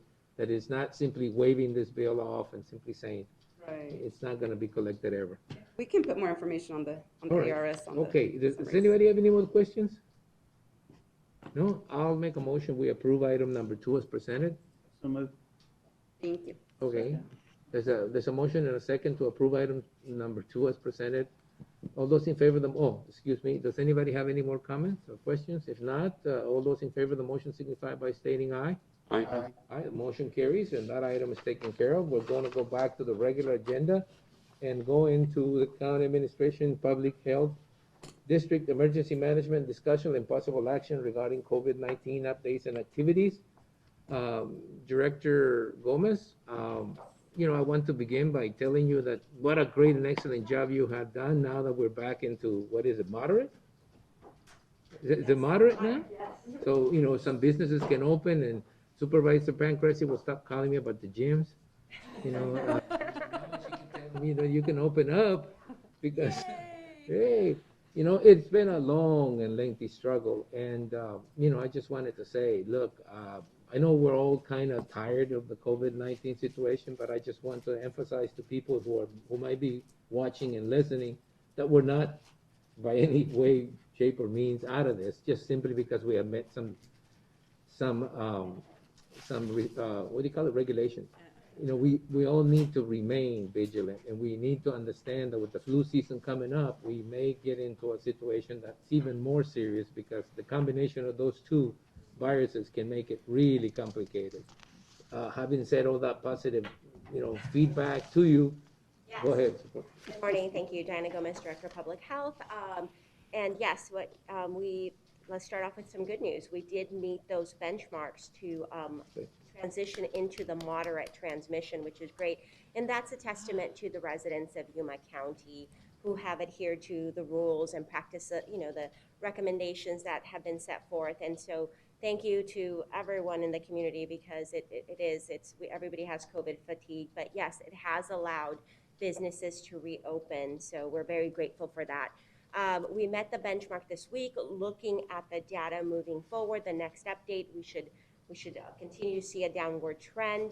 And this weekend, we actually saw a slight uptick. We had been seeing reports in single digits, and so we had 82 new cases that were combined from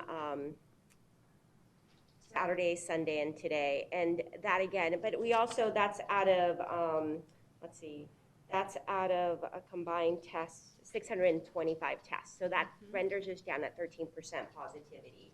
And that is the 14-day uptick if you count back, that's the period between now and Labor Day when you would expect that. So it is an uptick, but it's nowhere near what we had seen during the previous, holiday weekend. So we're still headed in the right direction.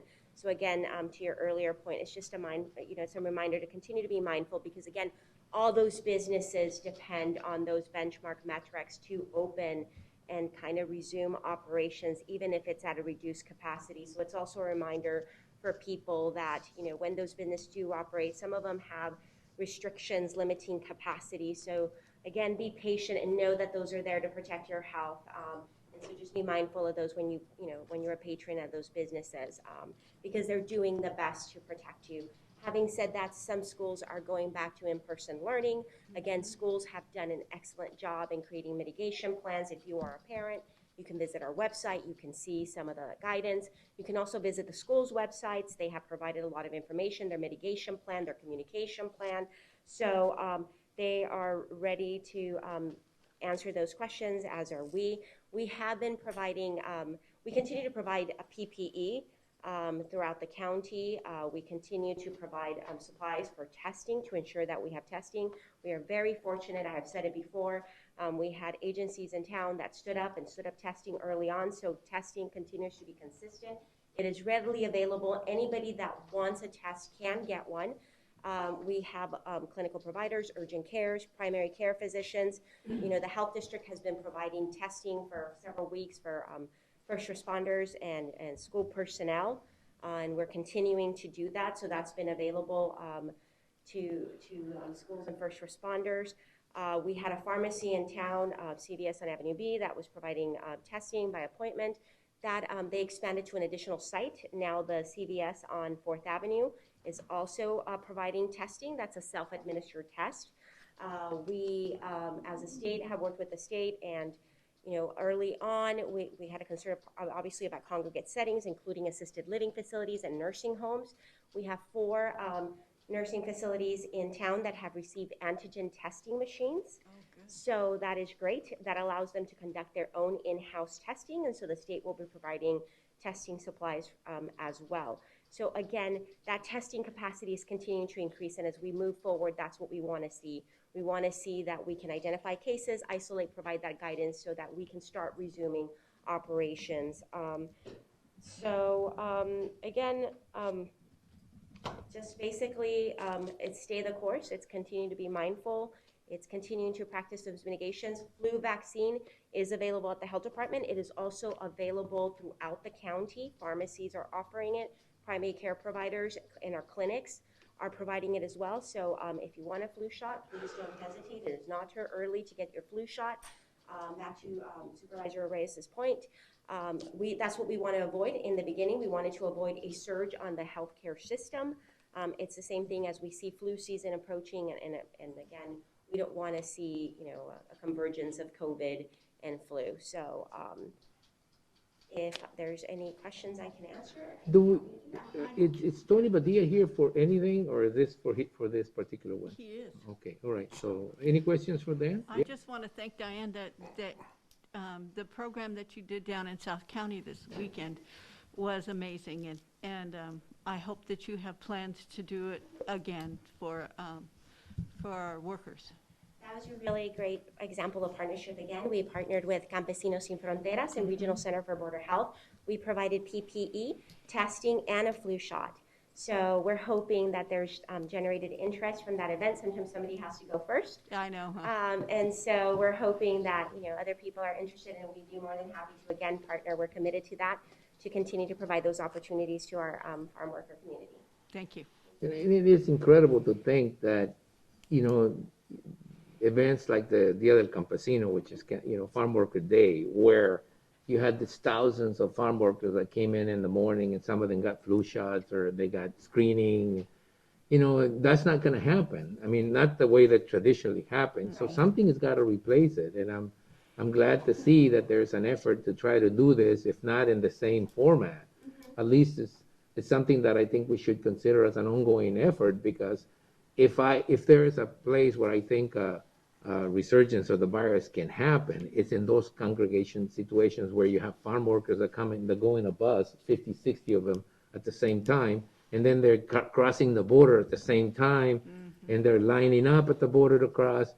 If there's a possible situation that to me seems like a dangerous situation, it's an outbreak in the farming community, because you know, it has different ramifications, some of which I hate to think, you know, what happens when you get that sort of attention paid to that sort of process, the agricultural process in Yuma County. So we got to keep a close look, you know, we got to pay close attention to that, and hopefully, you know, there will be a continued effort to mitigate, or at least mitigate the possibility that there could be an outbreak in that particular area.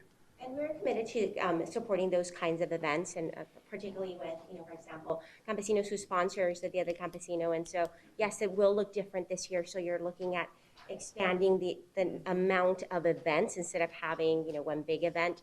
And so they're proactively looking at that, as well as their outreach and media campaign. As you know, they have a radio station, and so we've been working with them on messaging. So again, it's start early. and be prepared. So. Well, I'm sorry to make you wait that long to say that, but it's important. Supervisor? I totally agree with what you're saying, but also those, just like the health department, those organizations need resources. And if we want to really, I mean, one day it's not gonna, Dia Campesinos it's in December when the majority of the farm workers are already in full bloom. I mean, the agriculture is full bloom. Yeah. So, I mean, how can we do that to, I mean, agriculture will start, I mean, it already started, but, I mean, we'll start seeing people coming It's across. like, yeah, and I think it's like the winter visitor population. It's going to look different. I mean, you know, those are some of the things that I don't think we're really in the middle of. I think that there's going to be some effort to try to make it seem as normal as possible, but it won't be. And so if that's why I said, if we're not gonna have Dia del Campesino, then you need to have weekly sessions where you deal with this before it becomes an issue, because it can become an issue, not because it will become an issue, but it can become an issue. And this is, we're into prevention a lot now. There's no point in going back to red or going back to, 20% positivity rates. There's an issue of lessons learned that should apply. And we have put $200,000 towards a testing system that I hope can be used, for farm workers. We're looking at crossing testing during the crossings in the morning. We're looking at a lot of methods to try to avoid getting into a situation where it becomes difficult to manage. And that's I think where the statements are made. Right. And I think that what Supervisor, and I'm not going to put words in his mouth, but I think that what he's basically saying to us is, look, it's nice to talk about it, but it's good to see that the health department is going out there and supporting those efforts. Mm-hmm. And whatever we can do to support those efforts through the health department, because it seems to me the best vehicle, unless Tony Padilla has or the emergency management, if you have a better way of doing this. But if you guys can come up with ways to support those efforts, more power to you, and the better off we'll be eventually, because agriculture is one of the biggest pillars of the economy in Yuma County. And the last thing you want, now the businesses are, quote, trying to get back to some sort of, not normalcy, but some sort of operational method, modem. It'd be really disappointing to have them open up, and then, all of a sudden, 2 weeks from now or a month from now, the matrix aren't there. So we have to go ahead and tell them again, close again. It's really bad. That's, so prevention. Correct. And I think that's where that partnership comes in, to be able to provide the flu shots, to be able to provide testing. We had rapid testing available. So we had the standard testing, and then we also had staff there to provide rapid testing should anybody be asymptomatic, so we could address it right away. We were distributing PPE, and that's an issue that's going to, and a strategy, I guess, that's going to be going on. So we've been working really closely with those agencies. And so again, the plan is to continue to go where people are, because sometimes accessibility is a barrier. So it's the availability of making those events available where people that need them are. Now, let me ask you a question regarding the county, Yuma County, and not the ability, because I think we're getting better at it, but the possibility that we test employees in a periodic time, like every week we test one department, so that we actually have testing done that will help us determine whether the general population, a lot of the problems that I think we're going to have with testing is that people are just tired of getting tested. And so they're not going out and getting tested. So we can't, the people that are now getting tested are people who have symptoms. And that's not going to help us with the positivity rate, because it really isn't an indication of the general public, but more an indication of who feels sick in the general public, which is not going to work for us. So is there a possibility that we can get together with the county and set up a situation where, we have like 300, I don't know, how many employees do we have in the sheriff's department? About 400. About 400. Those 400 people should be tested almost on a regular basis, if it isn't the invasive one that you put, something in the back of your brain. If it's one of those, something that isn't going to scare the hell out of everybody. But think about it. If you had a system where you test, 200 of them every week, and you move every 2 weeks, you rotate 400 tests, we may be able to stay within that positivity rate, low positivity rate, as opposed to waiting for people who feel sick to get tested. So the county itself, and the city of Yuma, and maybe even the city of San Luis or the city of Somerton, if the availability that we have for testing is large enough, and that's the other problem, that we may not have the ability to do that. But in conjunction with campesinos or the health, Western, Regional Center for Border Health? yeah, regional center, I mean, we may be able to do those blitz, but with employees, not necessarily with the general public. So worksite testing, Right, consistent worksite testing, that's what I was looking for. And it may be that we get into that, and it's really a healthy way of looking at it, because you'll be picking up people who may not know, asymptomatic people. So maybe that's the next level, and it's just an idea, but maybe that should be the next level, that we go into workforce testing, just like we're doing with farm workers, but we do it with the sheriff's department one, with the DDS another week, and so we rotate people, that we will know how healthy our workforce actually is. Yes. You can start with the chairman. Yeah, start with me. Well, no, don't worry about it. You do it with me. Mr. Chair, we could also use that, that test that we approved with your, the waste. The wastewater surveillance? Yes, there you go. That's a crappy way of looking at it. I know, I was trying to find a way to say it. Yeah, it's a crappy way of looking at it, but, who knows? So I can certainly work with County Administrator Thorpe to come up with some recommendations. Yeah, some workforce testing is what I get at. That would be good. Diana, do you have anything planned for the Far East County as far as flu shots or anything? So yes, we actually, we were going to start out with the schools and reach out to the schools, because one of the things we want to do is we want to make sure that, of course, as you're preparing to go through back to school, that the teachers have that. So we wanted to make that available, and then we did that last year too. We set up at the library and we offered flu shots. So yes. All right. So I want to let Tony, who's sitting there with the backboard, come up and okay. Well, thank you very much. I don't think again, great work, good work, and continue doing it. Yeah, you can go from Wake-Up. You seem to be wanting to go. Thank you. Yeah.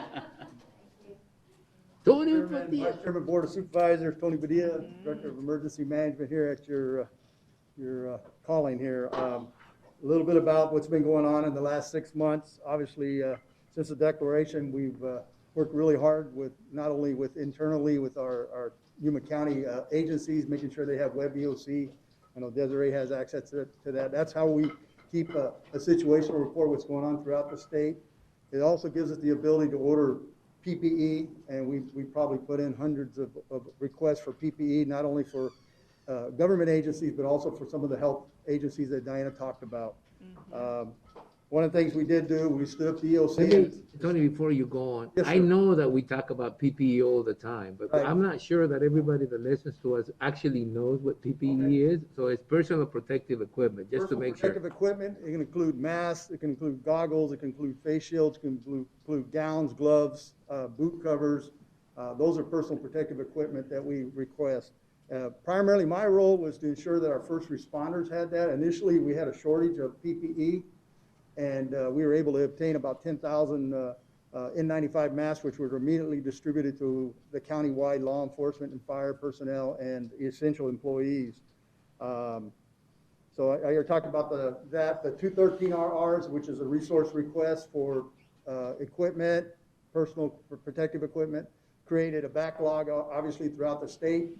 And as we continued for the last 6 months, we've been having truckloads and truckloads and truckloads of PPE coming in, which also created a little issue logistic-wise, where to store it, how to unload it, because it comes in 18, 20 pallets.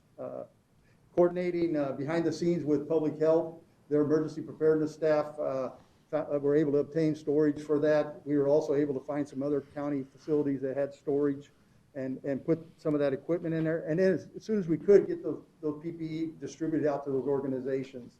I know Diana's talked a lot about that.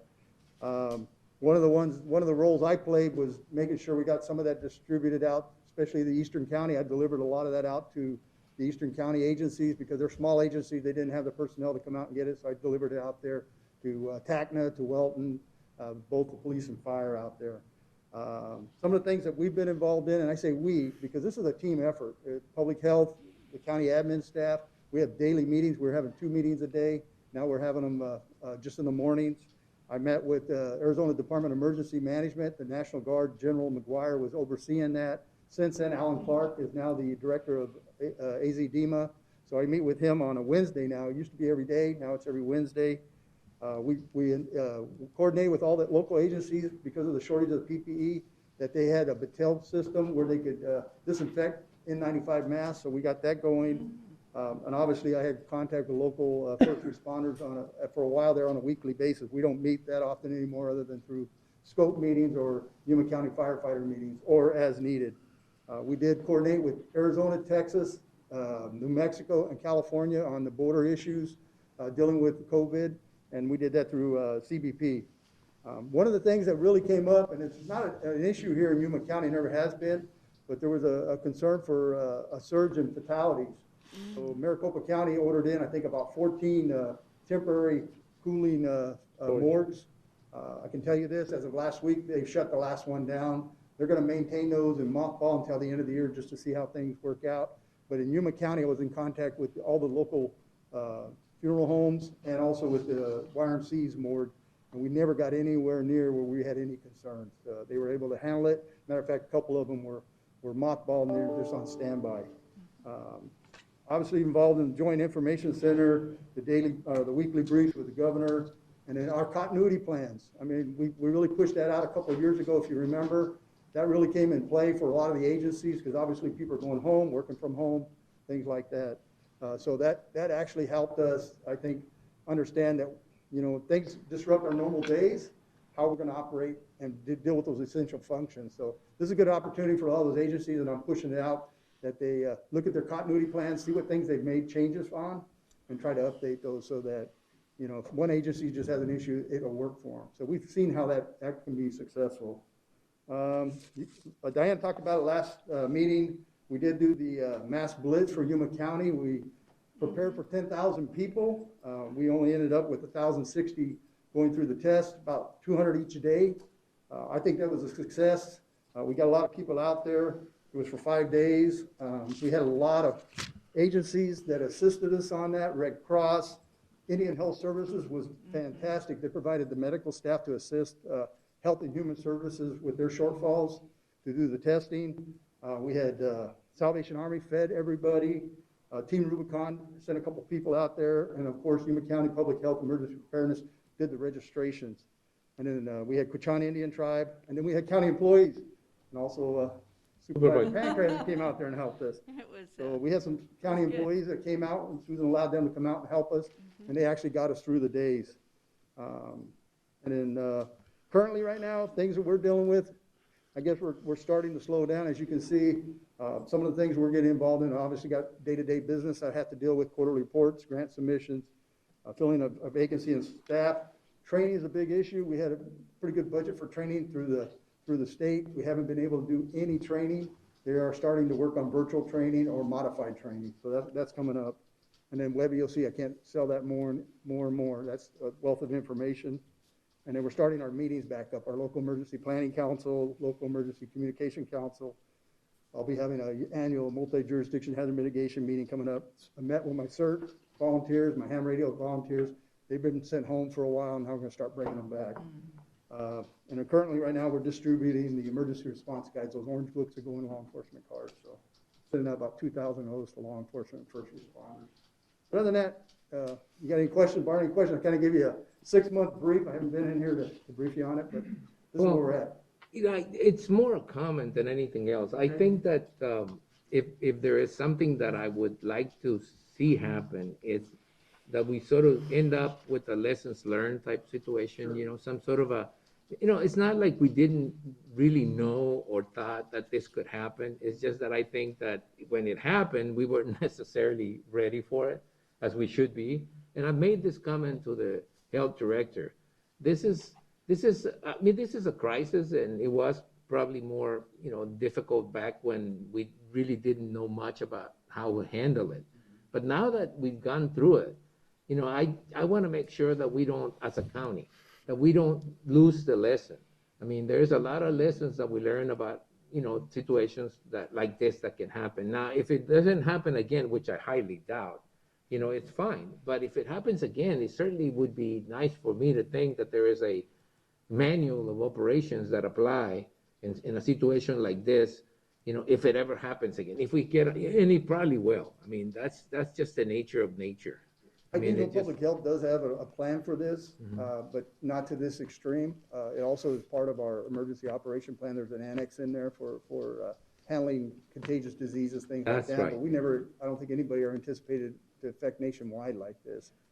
And I think I do agree that we should be going through and maybe documenting any lessons learned and making maybe an after-action report type well, thing. I do remember, Tony, the first days of the crisis of the contagion. I mean, there was days that we had like 1 case, 2 cases, and I think after a while, even when I started looking around and seeing the numbers from other places, I thought, Yuma County is just, it's like everything, right? It's too far away, and it's not, it's not gonna be as bad. I mean, I looked at the case numbers in Imperial Valley, and I thought, Jesus, it's really bad. And then all of a sudden, we surpassed them in the number of deaths and the number of reported cases. And so I started thinking, well, what the hell happened? I mean, I thought we were kind of ready. I thought we had, and the health department was proactive in this, and the emergency management was proactive.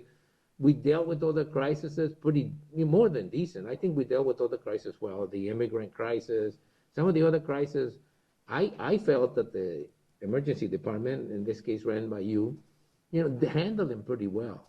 So I was sort of blindsided by the fact that when it came to this situation, we had some sort of a good start, but then somewhere down the middle, either the contagion really caught up to us, or we just got a little complacent and we thought, okay, well, it's not going to be as bad.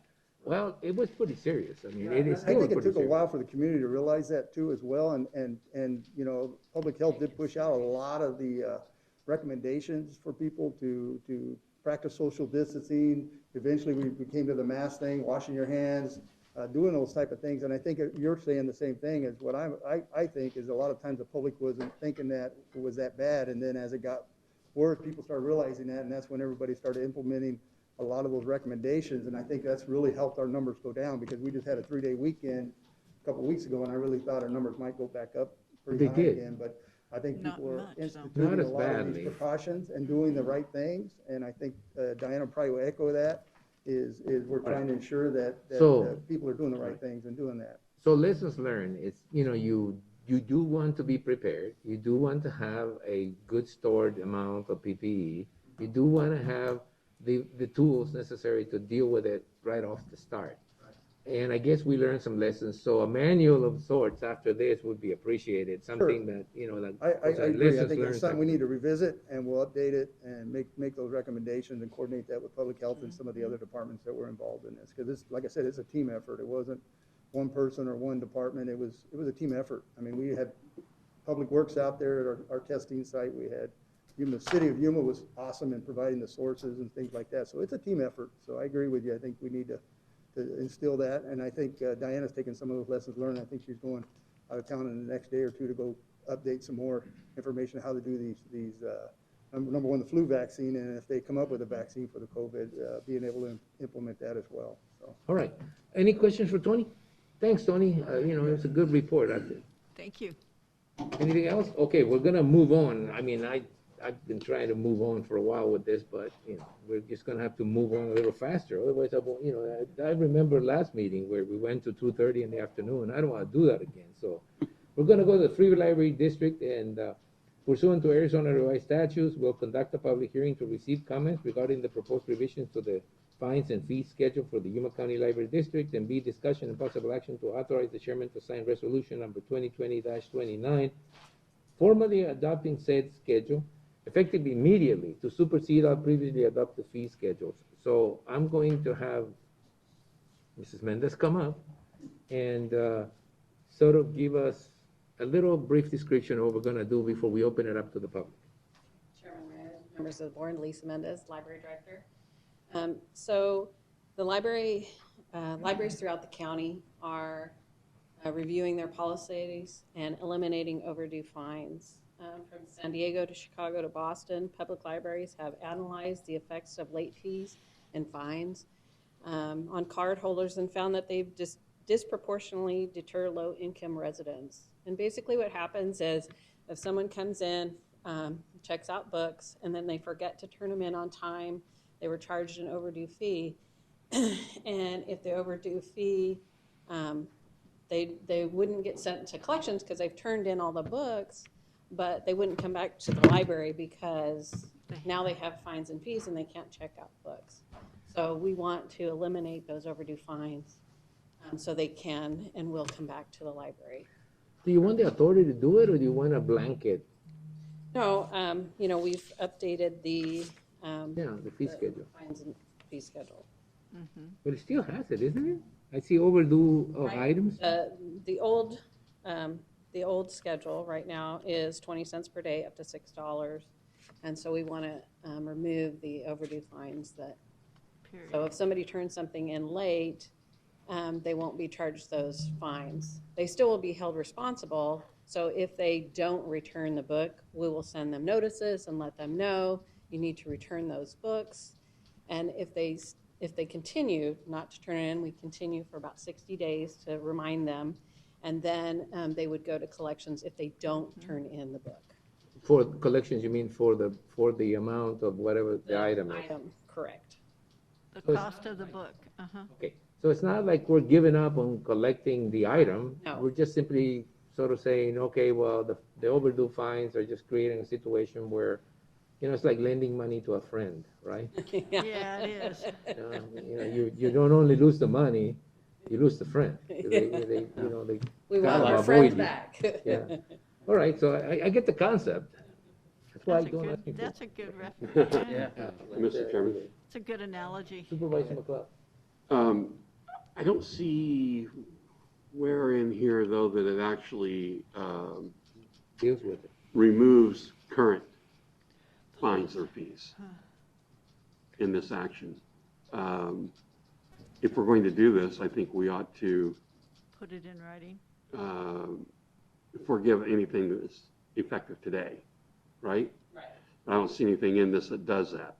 I think what was given was our old schedule and then the new schedule that removes the overdue. Right, but that doesn't do anything about the fine I owe from July. Oh. He's talking You about. follow me? I see what you're saying, yes. So, Mr. Chairman, I think that any action that we take, if we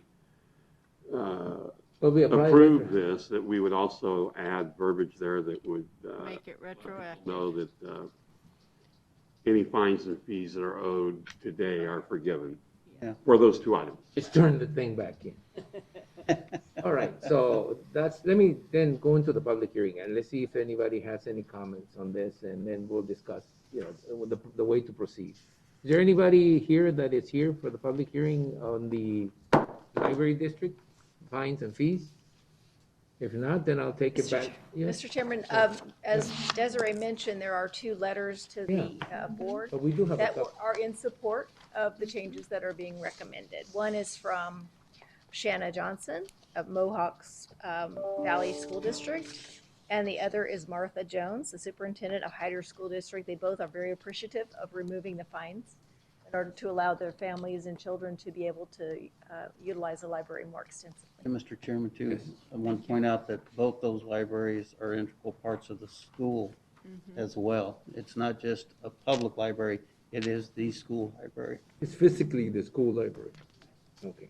All right, so let the record reflect that there are 2 letters, one from Shane Johnson, superintendent principal from the Mohawk Valley School District, and the other one is from Martha Jones, superintendent of the Hyder School District. Both of them are writing letters in support of waiving or removing the overdue fees for students that use their libraries. And I suppose that we're not going to do that just for 2 libraries, we're going to do that for all libraries in the system. Okay, thank you very much for the public comments. I'll bring it back to the board, and the issue here is whether we are going to be able to do this and actually, what's the word that I'm searching? I already used it earlier. Make it retroactive so that all fines and dues that are due now on overdue items will be waived from this point on to the future and future uses. Okay, do I hear a motion? Well, Mr. Chairman, I would move that we authorize the chairman to sign resolution number 2020-29, formally adopting the revisions to the Yuma County Free Library District's fines and fees schedule effective immediately, and to supersede all previously adopted fee schedules. In addition, any fines or fees owed on books, CDs, DVDs, and video games are hereby forgiven. That would be my motion. I'll second. And you got a second, yeah. All right, yeah, that pretty much covers everything. Is that okay with you? All right. Thank you. Okay, so if that's okay with you and it's okay with us, and there is no more discussion, is there any more discussion? Yeah, made it. Darren seconded it. Darren seconded. And so all those in favor of the motion signify by stating aye. Aye. Anybody opposed? Motion carries.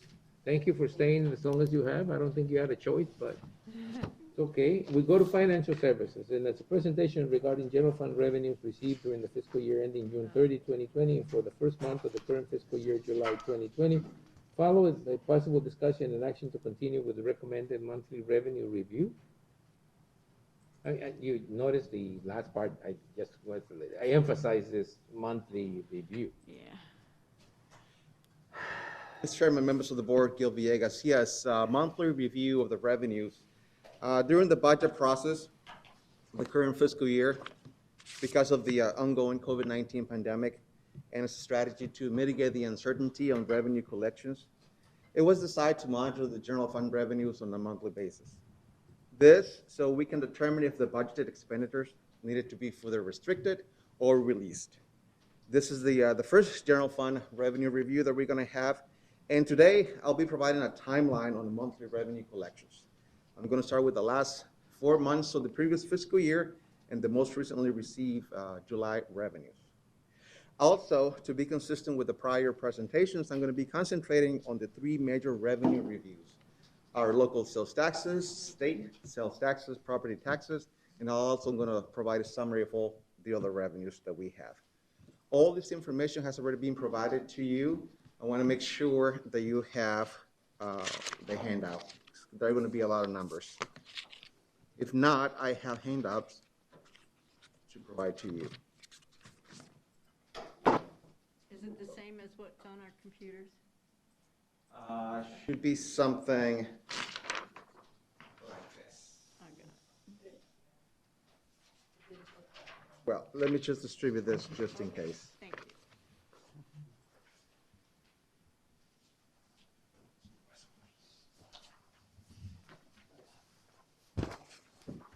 Thank you, sir. Thank you. This is easier to read. Thank you.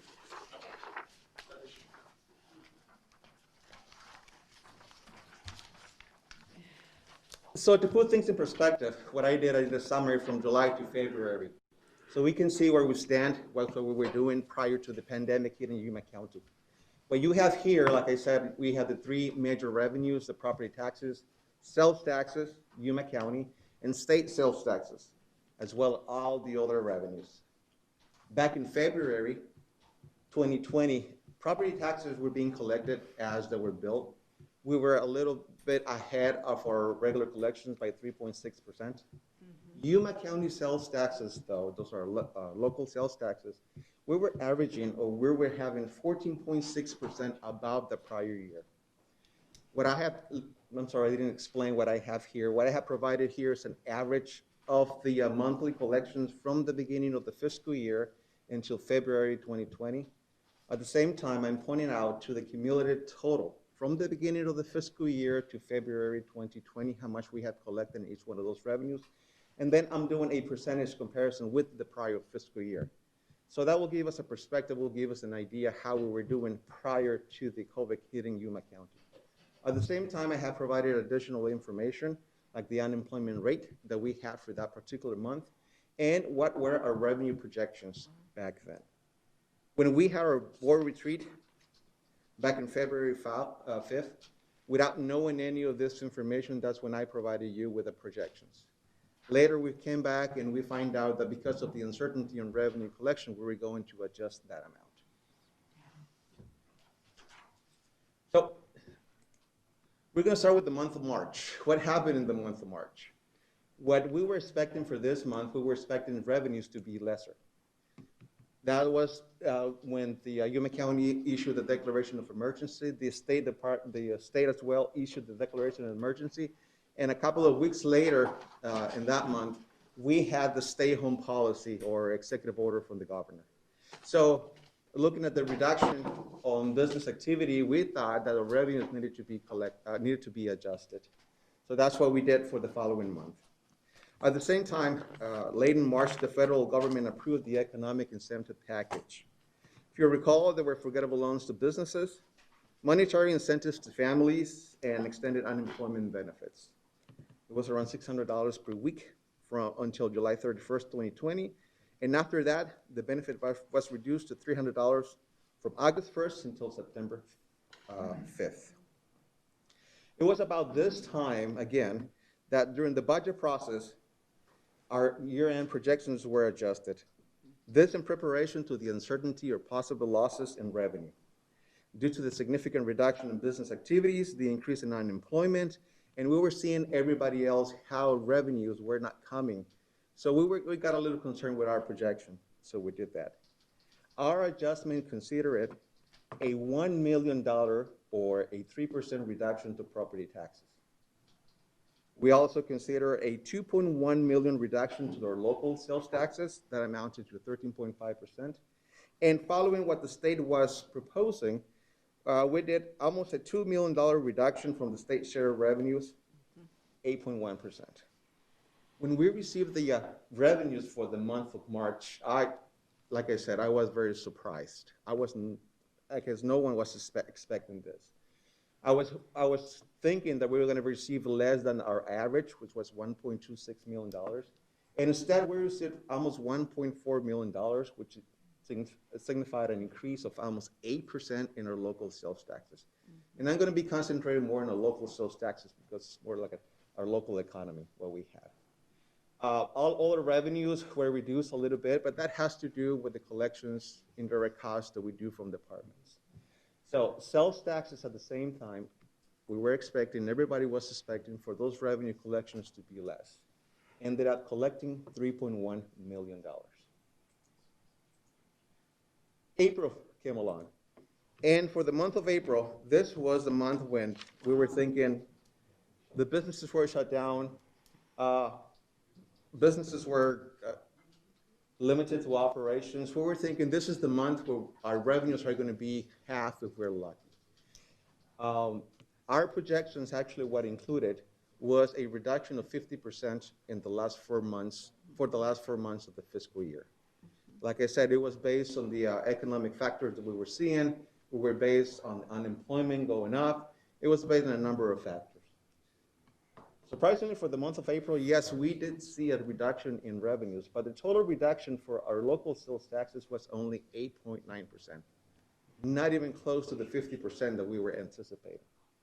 Sales taxes, that we're anticipating around 30% reduction in revenues, it was only 11.8%.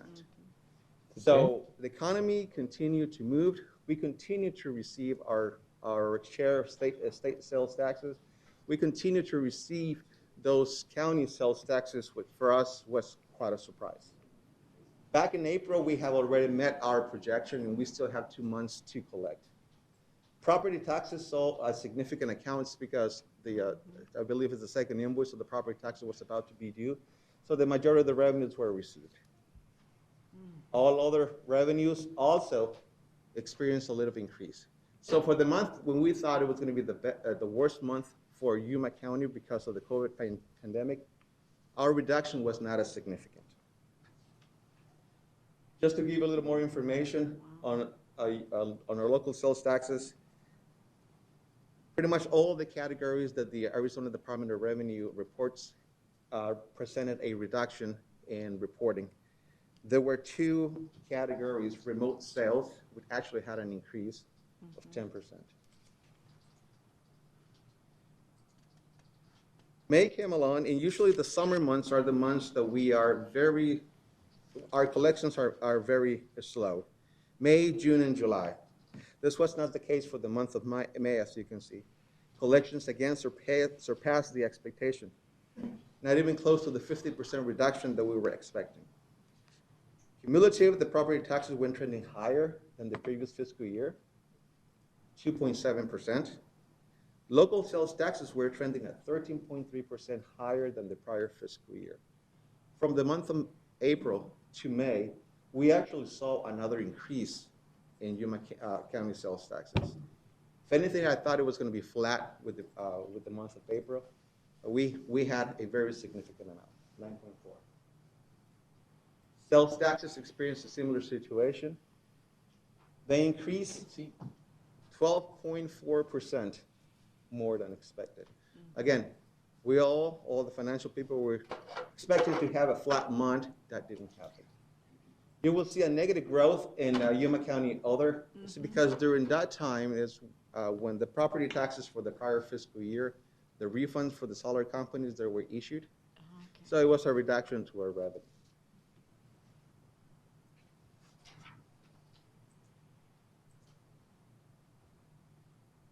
For the last month of the fiscal year, this is how we finished the year. And again, I completely surprised to everybody. Yuma County property taxes, we received the last of our billings due May 1st. We finished the year about 2.8%, or around $490,000 prior to the fiscal year. Yuma County sales taxes recorded an unprecedented 15.4% increase from the prior fiscal year. We had never seen this type of growth, not even during the pandemic. Back in February or March, if someone was going to tell me this is what's going to happen, I just wouldn't believe it. It's just impossible considering the economic Just finished situation. using the toilet paper I bought during that period. I guess those panic purchases made an impact in our sales collections, Mr. Chairman. State sales taxes as well recorded a record increase of 9% as compared to the previous fiscal year. We finished the year, just in our revenues, around 92 million, a little over 92 million. Our revenue projections that were adjusted were 85.5. We finished the year 5.9% above the prior fiscal year, even, like I said, during the pandemic. Our projection in the actual revenues, we saw an increase, unprojected increase of 7%, or around $6.4 million. That was for the end of the fiscal year.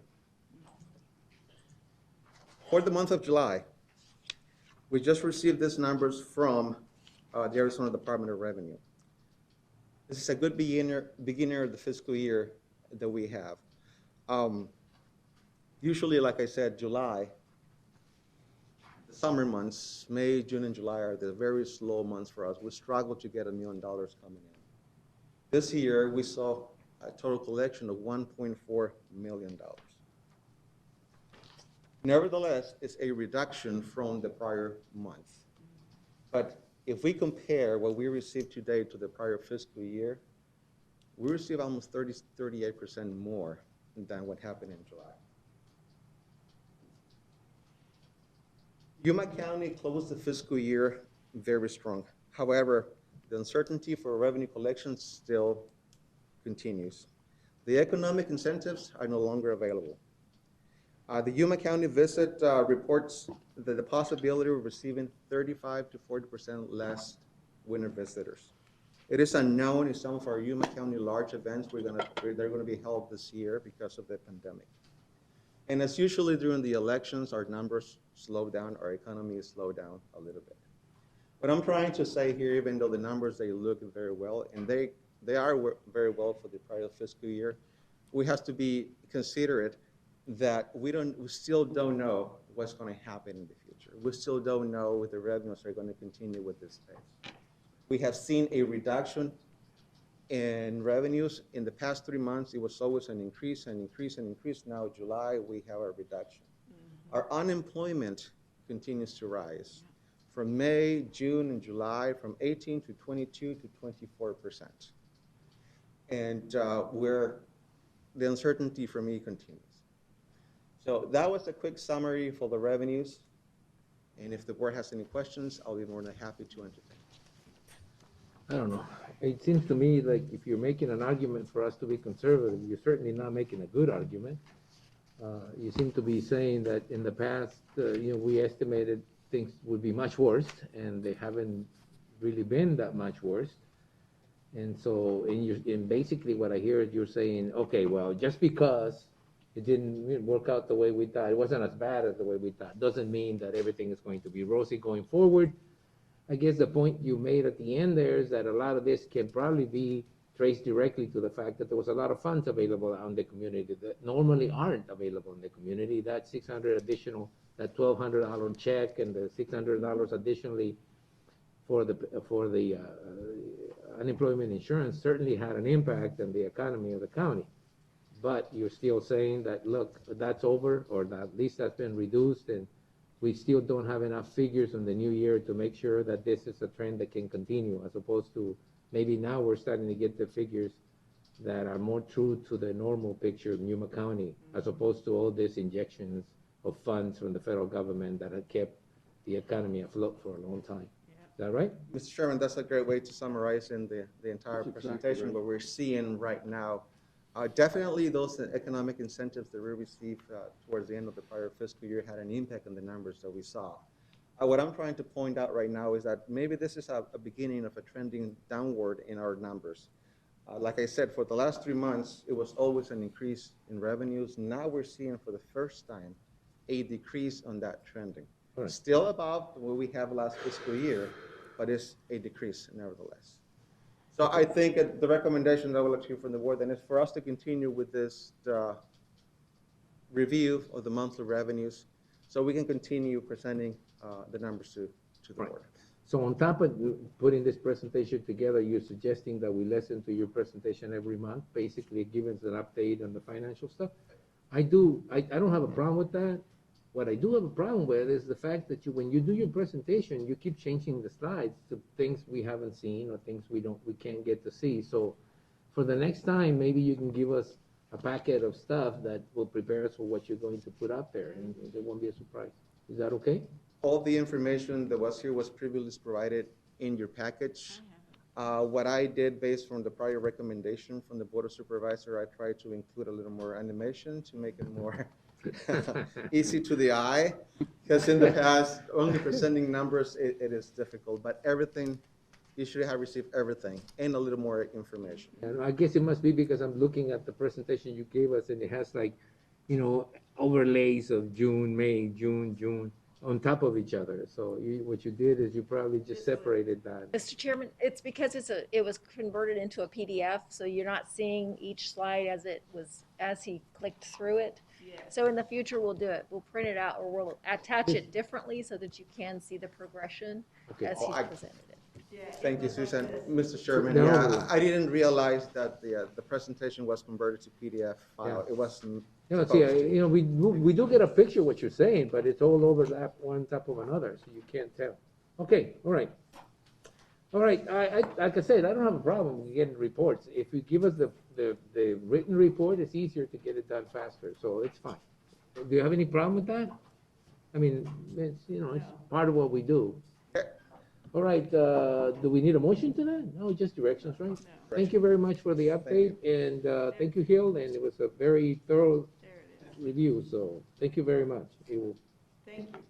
All right, so the next item is discussion possible action to adopt resolution number 2020-35, adopting the Yuma County Neighborhood Traffic Management Program.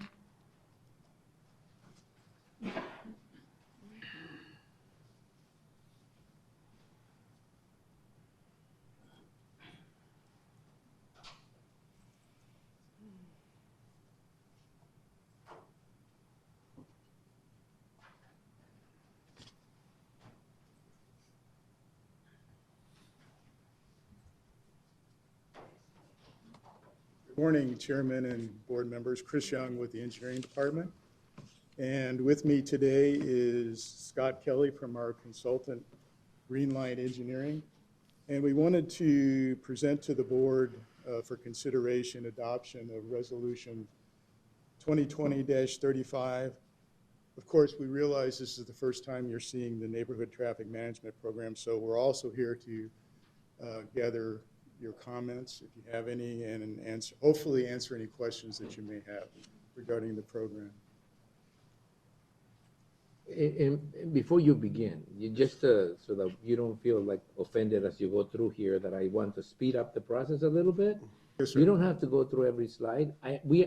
Technically, we understand that what you're trying to do is to come up with a set of guidelines and so forth that will allow you to put in place traffic mitigating solutions to neighborhoods when they have a problem like that. So there is actually a set of rules and regulations that would apply.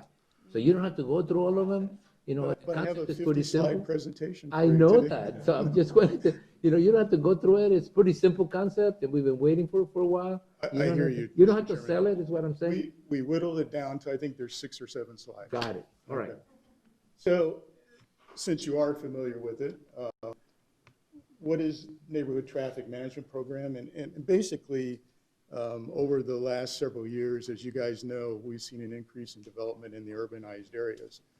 And that is good to some extent, but unfortunately, it brings around some problems with increased traffic, perhaps volume of traffic, traffic speeds, cut-through traffic, and all the issues that may arise in neighborhood traffic patterns. So we wanted to develop, because we saw an uptick in these complaints, and it's only going to get worse as we develop further, we wanted to be consistent and develop a process to address these issues. And so we decided to work closely with our consultant and expert in the field, traffic engineering. One of the things that we asked Greenlight to do is look at all the available plans out there. We didn't want to reinvent the wheel. I think they looked at, a dozen cities within the Phoenix and other areas, Flagstaff, Tucson, and also 4 or 5 counties throughout Arizona. So we borrowed upon future experience and expertise, talked to some of the city engineers, traffic engineers in the areas, and came up with this plan. So basically, to go through the policy quickly, this is usually for always for residential and local collector or minor collector streets. Typically, what we're looking at is speed limits of 25, 35 miles an hour. And of course, they have to be in the county highway or roads network, be declared as roads or highways. Minimum criteria for study evaluation, we're looking at a minimum of 6 property owners or 70% of adjacent property owners. It has to be the property owners, not people that are renting or leasing the property. Some of the warranting criteria that we looked at, 85th percentile speed of 10 miles per hour over posted speed limit. So in other words, 85% of the folks traveling on that road, say if it's a 25-mile-an-hour posted speed limit, they'll be doing 35 or more. And at the volume, at least 1,000 vehicles per day using the ADT, average daily traffic. We want to be a little careful with that because of we know we have we usually have an influence of traffic during winter time with winter visitors. So we also pay attention to the annual average traffic counts in those streets. So in other words, we try to take the counts during the winter time if we can. So number 2, does that mean that many property owners have complained about speeding in their neighborhood? Is that what that means? No, number 2 is basically saying we have a minimum threshold. Like if we have a street, we want to have at least 6 people of the live on it. people that live on the street as minimum. And so, in other words, that would be 70% of that street. So it could be like 10 or 11 people that live on, or houses on the street. If we have a larger development or a larger street, it's 70% of the adjacent property owners. And that can be expanded, as we'll talk a little bit quickly. A lot of times, if you're looking at one street where you get the complaints or issues on, if you put in traffic mitigation fixes on that street, it might transfer that problem to another street. So we have to look at a comprehensive area or an appropriate area. The other thing, under warranting criteria, we also want to mention that we look at accident history. You know, if there are issues with, that goes along with the speeding and the volume, but we also want to consider the traffic issues as well. And so this is kind of an outline of the process itself. we'll have a resident or residents call in to the county, talk to engineering staff. As you see in your handout, we have a form, an Appendix A, basically it's a petition form. And we like to identify a neighborhood leader or coordinator. Usually hopefully it's the person that calls in is the most vocal about the issues, and we want to use them because they know the neighbors typically. And, sometimes it's a lot better to have a neighborhood coordinator to go around and get the petition. We talked about the minimum number of signatures being at 70%.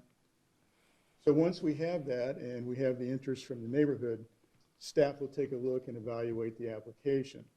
One of the things we want to look at is this an appropriate thing for us to take a look at? Can we either temporarily or permanently address it with enforcement, which is usually not the answer? Maybe increased in number of speed limits or lowering speed limits. That usually isn't the answer, but we like to look at those things. Also, we'll put speed trailers out that'll indicate how fast you're going. Hopefully you're doing the speed limit, but it makes citizens aware of the speed that they're traveling down the street. We take a look at that, evaluate all that information, and we decide whether it's appropriate to have a traffic study done. A lot of times that's done in-house. We have the software, we have the equipment where we can keep track of volumes and speeds. Usually we'll do it over a week or two, and again, appropriately during the winter or the highest volume of traffic when we take a look at it. From that study, staff will come up with what they think is a recommendation, and we'll talk about the different traffic mitigation tools that we have, but usually it's a speed hump, a bump, some people call it, or a speed cushion.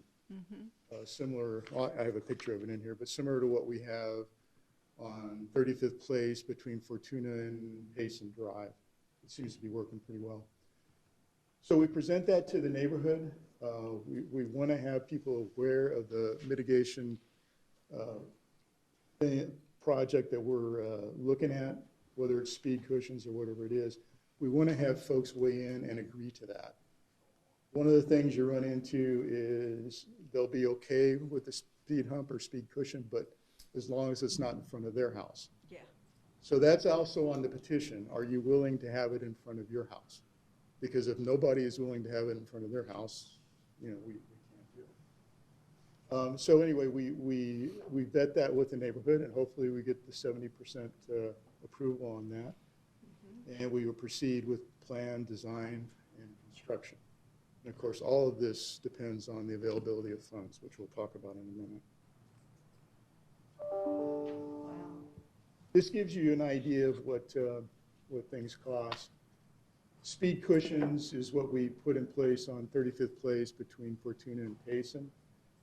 Basically, there was 4 cushions, and they run about 10 to 15. We might want to update that to $10,000 or $15,000 by the time you put inflation in and a couple other factors, whether it's concrete instead of asphalt, concrete being easier to maintain or no maintenance at all.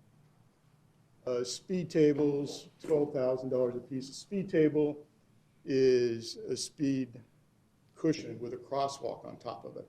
That's, traffic engineers, they like to have all these terms for different, relatively the same thing.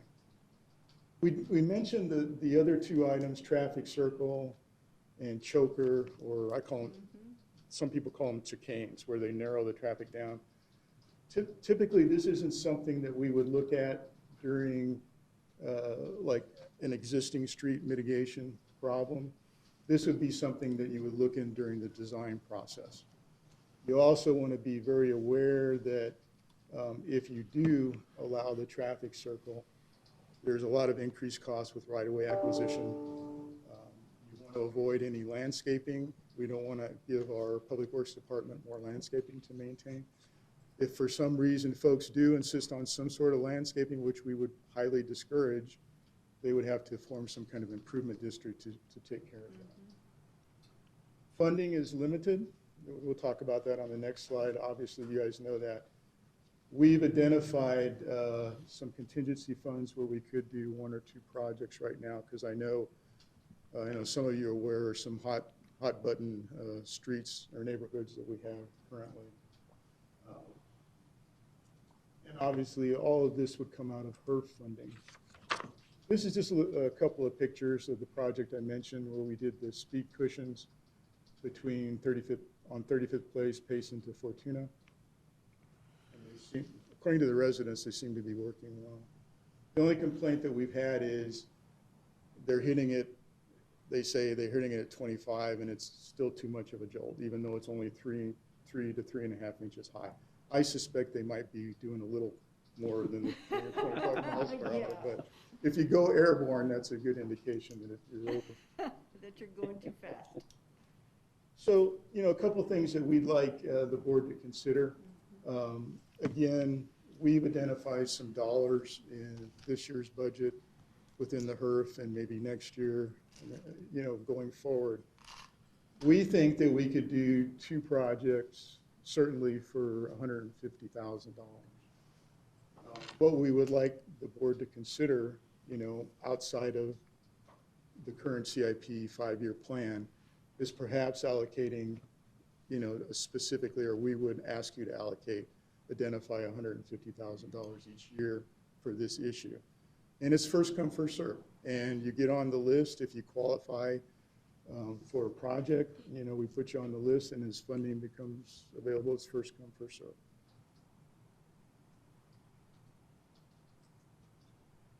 So I aim to talk a little bit longer, but no.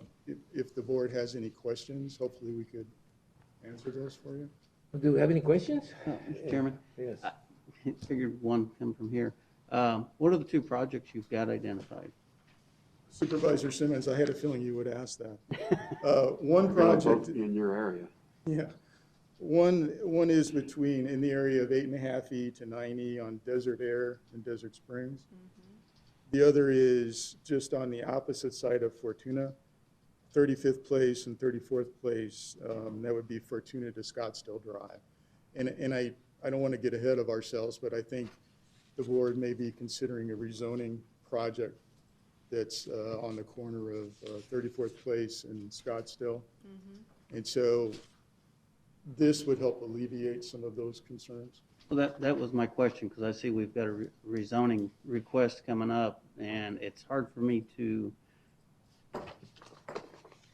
pass that, you know, or agree to it, or recommend the approval of it when we're having such issues on 34th and 35th Place, which is just going to add to the problem with traffic. And Supervisor Simmons, as I mentioned, we've identified some funding that we consider this to be somewhat of a priority, if you concur. And, you know, we would like to, with your approval, proceed with those 2 projects that I just mentioned. The only, you know, we'll have to go through the public outreach process that we could expedite, clearly. We would look to do the design in-house, construction administration in-house. And so we would hope to keep it down to in the neighborhood of $80,000 to $90,000 a project. How much time, what kind of time frame are you looking at? If we get approval today, if you're ready to do that, I would say, I don't want to shoot myself in the foot, but I'd say 3 or 4 months at the outside, hopefully sooner. Sometimes you run into issues with contacting the owners of properties. I don't know how many rentals are out there. I'm assuming by the calls that I get that we're going to get 70% approval. You know, I think I've talked to 70% of the residents. Well, I've talked to probably more than that. Well, I don't know if the way that it's listed as an item for action, it allows us to discuss individual projects and fund them. I think that what we can do is approve the neighborhood traffic management program and set aside a fund for it of $150,000. And that may be. I think I probably misspoke a little bit, but what I was envisioning is that hopefully you would adopt the resolution. And more of a point of information, I think that we are just looking to tell you that we've identified some contingency funds within the HERF budget to move these 2 projects forward. As we move out to the right, you know, 2025, we would like to actually ask for funding within the budget, and that would come to you guys then. Okay. So, any other questions? I think we all look forward, and we've been looking for a while to have the tools to answer people's questions about, speed reduction methodology or something. And as I have been made keenly aware over and over again in the government, you have to have all these rules before you can actually do something. So this is kind of like, okay, now we have the rules, the guidelines and the rules and regulations that we'll utilize to justify. It's like trying to get a traffic signal on the county. It's like what comes first, the chicken or the egg thing. Yeah. I mean, so in this particular case, I think that the intent of today's particular item is to set down the rules and regulations that apply that will justify us going into some of those projects that have already been previously discussed. Is that correct? Okay. Is that correct? Yes. Okay, and so but at the same time, you did ask us to set aside a certain amount of revenues to be directed to that? No, I They've actually. identified it. Well, you identified it. Yeah. Chairman, what I would ask you to consider in the future was when we look at the next 5-year program that we specifically allocate those funds. In the meantime, what we'll do is we have certain contingency funds for road improvements, safety improvements. We could utilize some of that funding for ongoing projects. And I think we can do with that 2 to 3 a year. Yeah. So what you want from us today is to adopt resolution number 2020-35, adopting the Yuma County Neighborhood Traffic Management Program. Yes, Chairman. So moved. I'll second. I feel like we're a bookcase here, bookends here. So there's been a motion and a second to adopt the Yuma County Neighborhood Traffic Management Program by adopting resolution number 220-35. Is there any more discussion? If not, all those in favor of the motion signify by stating aye. Aye. All right, thank you. Thank you. Now he's gonna take a little bit of time to remove his stuff. You got the sheriff back there glaring at you. You gotta get moving. I'm looking forward to the form so I'm gonna I let can him do get it back it. there. Thank you very much. Welcome. Okay. The next, no, there wasn't. No. Everybody voted Aye. in favor of it. It was unanimous. I heard some grumbling, but I think it was about I food. just, the statute requires me to acknowledge how everyone votes, so I need to make sure Right, that so we call it a meeting. you just wanna make sure we know you're here, but I know. it's okay. Sheriff's Office. The item is to rescind action or asks of us to rescind the action of the Board of Supervisors ordering that the purchase of vehicles approved and budgeted into the 2021 fiscal year budget, wait until revisiting the financial status of the county, and be authorized the sheriff to move forward with the purchase of all 16 vehicles as previously requested by the County Fleet Management Committee. Sheriff? Mr. Chair, members of the board, good afternoon. I was so happy to see you wearing that. I apologize, I didn't bring any slides or anything like that. But it, basically, just exactly what the, What it said, right? Let me ask you a couple of questions really quick, because I want to get a little bit clearer in my mind. We did approve 8 vehicles to be purchased, right? And then we did approve 2 more with the 2 officers that we approved, right? So that would have been 10. But we moved that back until December, is that correct? January. Those 8 and those 2, well, those 2 may be processing, but the 8.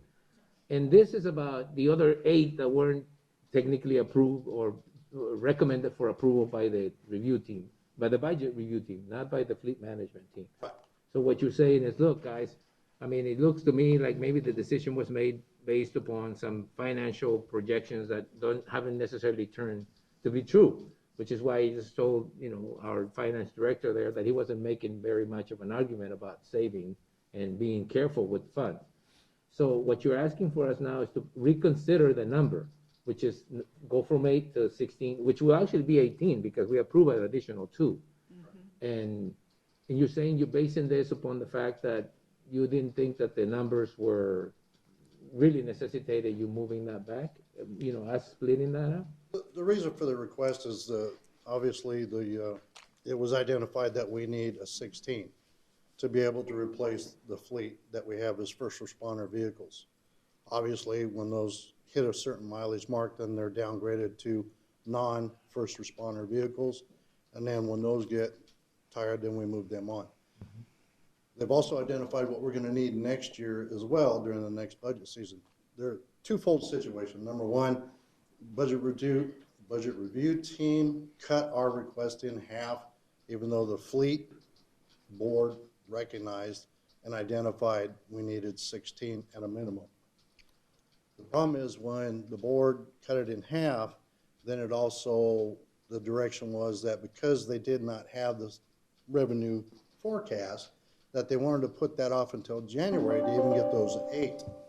So, but the problem lies in when we order those vehicles in January, you're talking about 120 days to get whomever is awarded that to even get the vehicle here. And then we're talking another 60, 90 days once we receive that vehicle to actually get it outfitted with all the equipment and then get it out on the street for the first responders to use. So right now, with the budget being approved, we're almost into the next budget year. And on top of that, then I'm going to have to ask you for the ones that we weren't approved for because the forecast didn't look good, and add that on top. And I know through experience with the board of supervisors doing budget presentations, sticker shock alone, it will probably get cut in half again. Yeah. So with the forecast that we have now and what is actually in the bank for the county, my request was that we go back and approve the 16 that we originally looked at and were identified, and amend the budget to be able to purchase those vehicles as soon as practical for us so I can get them out on the street. I can't afford as a first responder to have that vehicle that's still aging out there responding to a life-saving event. And not only do we look at the mileage, but we also have to look at the idle time on our vehicles when it's 115 out. And our guys are out there doing the traffic controls that are requested and other ancillary work. And we have a board supervisor here that can tell you what happens to a vehicle when it's idling for hours on end in that kind of environment. Oh, I can tell you, I idle my vehicle trying to get back from Mexico all the time. So I can tell you, That's exactly. like, the 3-hour idling time in the border is a good example of what you idle a vehicle for too long, or you're next to a hot vehicle in front of you and you try to move forward. Sheriff, let me just begin by telling you how I feel about it, and then the rest of the board can come in. If you were asking for us to speed up the process to purchase the 8 vehicles and the 2 more, I think that would simplify the situation for me. The other 8 vehicles are things that we got to go through a budgeting process. In other words, they weren't included in the original, top process. And I understand that the financial situation has changed. As a matter of fact, I think we all acknowledge here that the situation isn't as dire as we thought, even back when we did the initial projections that cut the number of vehicles. But to me, the decision is kind of simple in terms of, getting those 10 vehicles, 8 plus 2, as quickly as possible. I can see that argument playing out, saying, okay, well, we don't have to wait until December to figure out that we're okay, right? So that's a simple one for me. I think I would immediately said, yeah, let's move it up. Let's get those vehicles on the system so we can get them in here as quickly as possible. The other 8 vehicles that you actually want, I think would probably be better dealt with as an individual request. Okay, we need the other 8 vehicles as soon as possible. Can we get them in? Can we get them into the budget and see where that money is coming from and see how we can handle that? Because to me, the issue is going to be everybody that got denied, vehicles during that BRT process is going to come back and say, hey, wait a minute, I need them too, right? And I don't want to open up that Pandora's box right now. So that's my view. Now, the rest of the board may have a different of opinion, and they probably do. But in my opinion, we postponed the purchasing of vehicles. We postponed a lot of things to December, not just the purchase of those vehicles. We postponed almost every decision that mattered in terms of a large decision, large expenditures, to December, because we didn't really know what this COVID situation was going to do. We didn't know if the government was going to step in or if we were going to get CARES money. We didn't know any of that when we did that. Well, at least we didn't think it was going to have such an impact on the budget.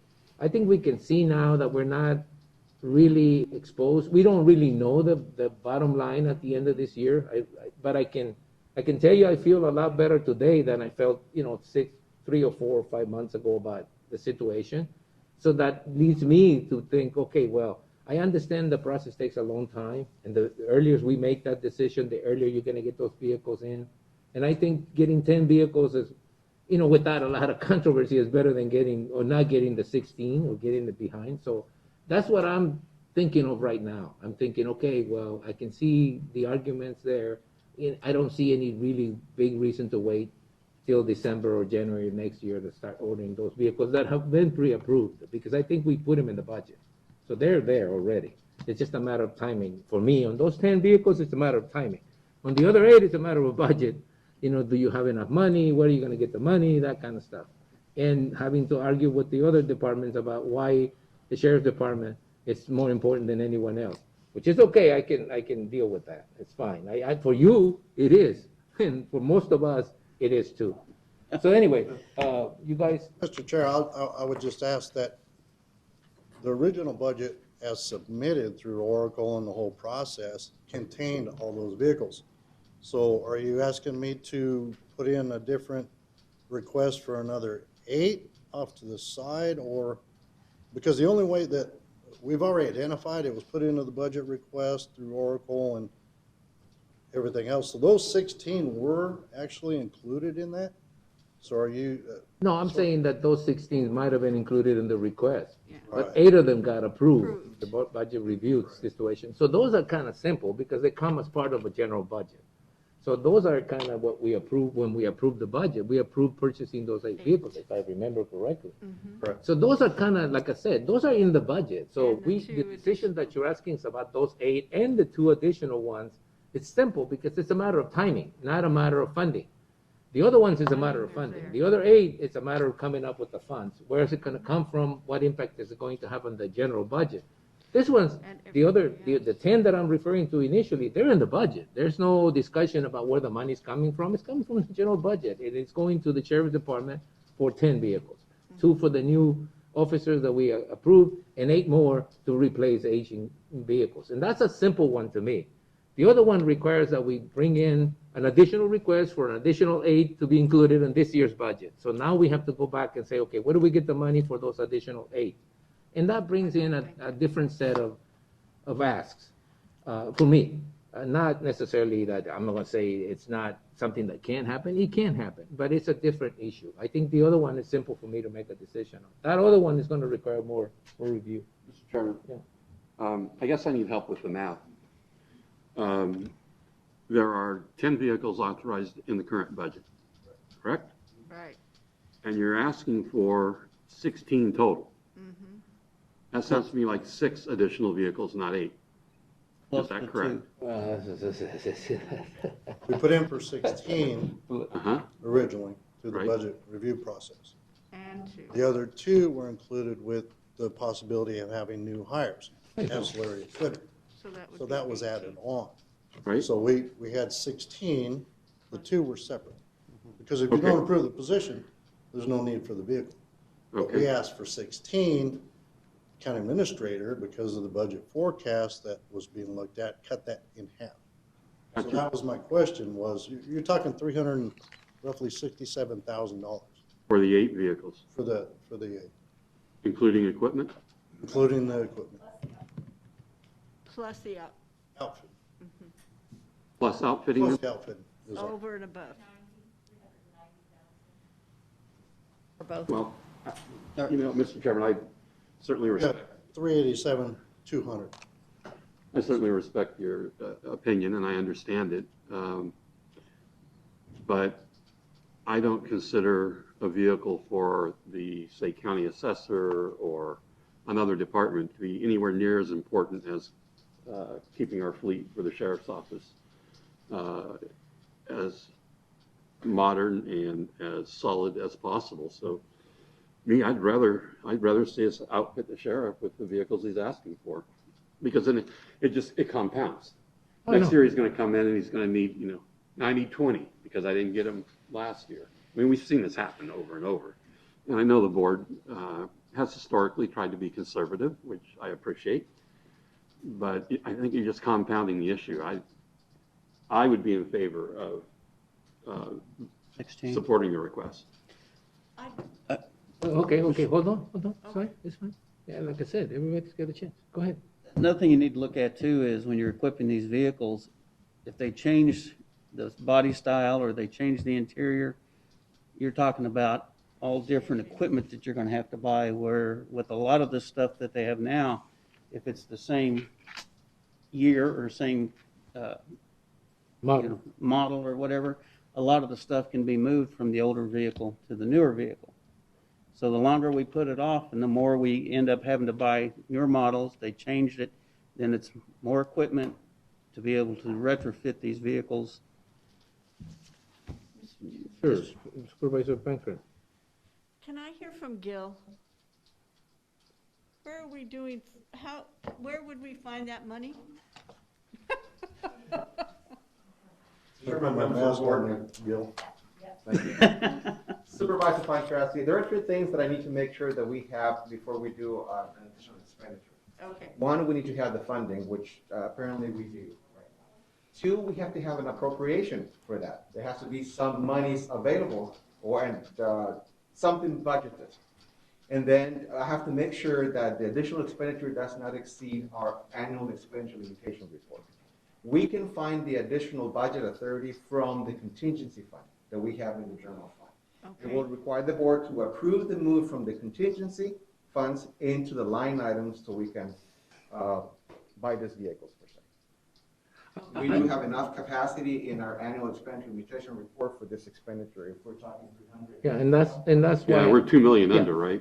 And that's why I said, look, the 8 vehicles and the 2 vehicles are easy, because they don't require for us to come up with the, where we're gonna get the money, where, is that the request for the 8 additional vehicles or 6, whichever, the count is? That is, to me, an issue that has to be a budget issue. We have to request them and find the funds for it, transfer the funds to that, create an account to make that expenditure. That's why I said the 10 were easy, because they're in the budget. The other 8, or, 6 or 4, whatever that means. It's 8. It's 8. The other 8, are a budget issue. They're a budget issue. They're an additional expense that we didn't include in our original budget. The original budget had 8 plus 2. So to me, the 8 plus 2 is an easy sell. I mean, that one's just a matter of moving them up and getting them done, getting them going. The other one is going to be a little bit, and I don't see much opposition if the funding is there to provide you with the additional vehicles. I just saw a process that has to take place that I wanted to see, how much it was going to cost, the kind of vehicles, that kind of stuff. That's because I know what the other 10 are.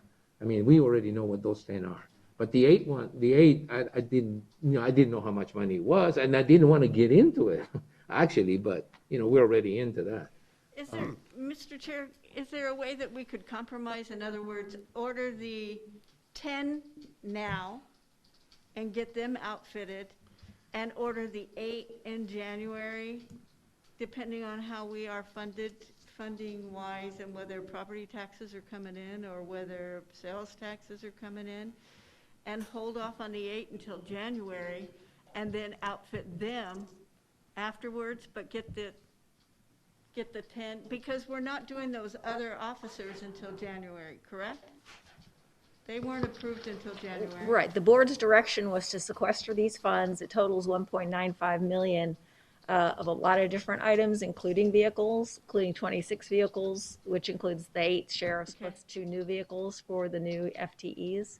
So those were to be sequestered. The other 8 don't have any budget authority, so you would have to actually bring forward. Well, we would have to do something for them for January, but get the 10 now, even though we don't have the officers yet, but Get them ordered. And get them ordered and get them done, and then do the 8 in January? See, the 8 is the key here. Like I said, it's not the 10. The 10 are approved and they're sequestered. So the only decision we would make is to release the sequester, put them in the line now. In other words, make that decision. The other 8 is something we haven't really discussed. It's a budget item. It's whether the rest of the board, and I can tell that where the board is, but that's an item that needs to be brought before individually, saying, this is the cost and this is where the money's going to come from, so just approve them, okay? Or disapprove them. But that's a different item. It's just an additional item in the budget. It's not been approved. And I don't want to get into, personally, I wouldn't like to get into that budget process now. What I'd like to get is the sheriff going. I mean, if he needs those vehicles right away, let's get the first 10 ordered. We'll discuss this. It may take a couple of weeks, it may take a month or something, but we can discuss the budget item for the additional 8, as a budget item, which is, you come and make the same arguments. I need the vehicles, and maybe you don't need to make the same arguments. Maybe the arguments you already made. But the fact is that that's a separate item to me. I think that I easily go and say, okay, we postponed this till January because we thought we didn't really know what's going to happen. We know what's happening right now. I don't see the need to sequester that, especially when I know that it's going to take you 3 months, 6 months to just get the vehicles in. So, you need to get them, we'd like to get them in before the end of the year, kind of thing. So I'd be willing to say, like I said, from the beginning, no problem with the 8 plus 2. The other 8, we need to talk about. We need to see how much it's going to cost and, that kind of thing. Mr. Chair, I feel comfortable with the sheriff or, getting those 8 vehicles and 2 with the 2 officers. That's start tomorrow, But I would like to see a report for how do we go about the other 8 and try to get it with Mr. Supervisor Simmons said, they changed models. So if we could do that either in November or when staff present us a report on the budget or how can we do it, then we decide to get the other. Before they change the model. Before if that even affect, it's gonna be I don't know. some I effect. mean, But, I still believe. but we still need to look to see. No, I said, for I don't the think, budget. I don't really see any opposition to getting you the additional vehicles. I see more of a process to get through them. And I don't think that's necessarily that bad or good. Obviously, we'd like to get it all done at one time, but that is a budget issue, the other 8 vehicles. I think the other one's just a decision. Do we take them out of sequestration? I think that decision is easy to make, for me. I have a little more reluctance to just approve the additional 8 until I know how much they're gonna cost, that kind of thing, that kind of thing, and where the money gonna come from. And I know where the money's gonna come from. I just wanna see it. Yeah. So, Mr. Chair, so I have this correct. I've already pretty much made the argument, so this would be direction to the county administrator to put this into action. Release the present to board. Kraken. Release in other words, take them out of sequestration and get the process going. That would be the I'm happy to direction. stand with her and help down the road. Oh, just, make sure you wear your mask though. But I think It's right here, but I know, I saw it, I've I got saw it. social distancing going on. More or less right now, approve so- the purchase of the 10 now. Mm-hmm.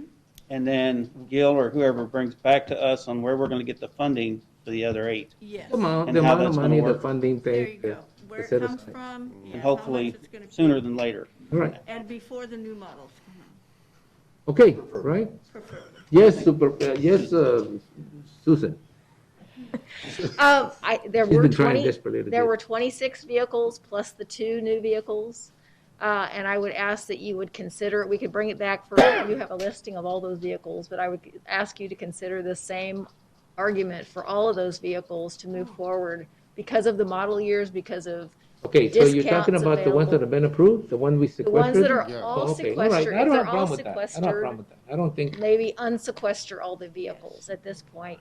So Release them. being consistent, and we can move forward with a bulk purchase, which actually gets us a better price. Yes, All right. it does. okay, so I'll entertain a motion to go ahead and do just that. I'll make a motion that we unsequester the funds for fleet, For the vehicles. for the the vehicles vehicles. countywide, to include the sheriff's office, as well as ask Gil to come back to the board with a budget item telling us what it's going to run to buy the other 8. I second that motion. Good. All right, so there's been a motion and a second to do just that. And I want to repeat it because then it gets, a little testy there. And is there any more discussion? No? All those in favor of the motion signify by stating aye. Aye. Anybody opposed? There you go. Thank you, Mr. Chair, Thank members you. of the board. All right. Let's move on to the planning and zoning agenda. Guys, I'm trying to get you guys out of here fast, and I've done the best I can. I'm hoping that we don't go through the 2:30 meeting that we did last time, so we gotta hurry up. Okay, the planning and zoning agenda is a full legal description of property size, and we have a full presentation calendar, which is a regular public hearing item. The item that we have is rezoning case number 20-13, Craig Colvin, agents for Charlie and Barbara Cranmore, request the rezoning of a parcel 9.81 gross acres in size from rural area 10-acre minimum to recreational vehicle subdivision. And its assessor's parcel number 700-47-117, located in the vicinity of the northeast corner of Scottsdale Drive and 34th Place, Yuma, Arizona. This was a continued item from the last, from the September 8, 2020 meeting. If you can just run us through this. Yes, thank you, Chairman. Members of the board, Juan Leal Rubio, Senior Planner with the Planning Zone Division. So I'll be very brief. This is, you've already mentioned the request. This is actually a rezoning to develop a residential subdivision consisting of 43 lots. And this is parcel 117, which is the subject property, zone RA10. We have to the north property zone R16, the future location of a subdivision. Currently in the final review, final review of the subdivision. We have immediately to the west, parcel 118, currently vacant, zone RA10. To the south, we have Scottsdale East Estates, zone R16, and to the east, we have the Rancho Rialto RV Park, zone MHP. This is the just preliminary layout of the proposed subdivision, 43 lots, zone RVS. As you can see the aerial imagery, their main axis will be off of 34th Place. And you see mostly what's developed out there right now. All mobile homes, yes. Looking north of the suburb property from 34th Place, looking south at the suburb parcel towards Scottsdale East Estates. This is looking east at 34th Place, which will be the main access to the property. Oh, wow. Looking west at 34th Place. And we did receive comments from MCAS, Building Safety, and other agencies, no one in opposition, just standard stuff, hydrant spacing. We also received letters in opposition from 3 neighbors within 300 feet. It does not trigger a supermajority vote. We received 2 neighbors in opposition also within 300 feet. Staff is recommending approval of this rezoning case with the following performance conditions: that they record an AR's 1134 waiver, schedule for development disclosure statement, and a range disclosure statement within 60 days, and a navigation disclosure statement. That they record a final plat subdividing the subject property into parcels of at least 6,000 square feet within 3 years of approval by the board. And this is just a map showing the people that are in opposition that actually wrote us letters. It's kind of weird, but. They're not the ones that are on that street that will be impacted. Oh, go ahead. Wait. Are you done? I am done. All right. Supervisor McClung? Can you go back to the photo of 34th? There. That's awfully narrow. Are they going to be required to increase the size of that road? Oh, that's a half floor. That's a half And floor. Reyes, President You can't. McLeod, that's something that engineering division, the engineering department could answer, but I'm assuming that it will have to be improved. It depends. What's, All right, well, go ahead. I don't see that maybe your requirement answer. in the. Does anybody have an answer to this? Oh, That'll be before part the of the plat. subdivision plat review. Gotcha. That's the I other get it. side, right? So they do their side. Oh, go ahead. It's right behind you. Mr. Chairman, Maggie Rules. Castro, Planning and Zoning Director. So that'll be something that's reviewed during the tentative map process. Normally subdivisions do have to improve the near half of the road that they abut. Okay. So, yes, So that gets addressed in the next during step. the tentative map process. Gotcha. what, Mr. Chairman, what's the schedule of development on this? When are they looking at doing this? Mr. Chairman, they have 3 years to record the final plan, which means that they could record the final plan Tomorrow? if they submitted a tentative in the final plan, yes, but it could be sooner than 3 years.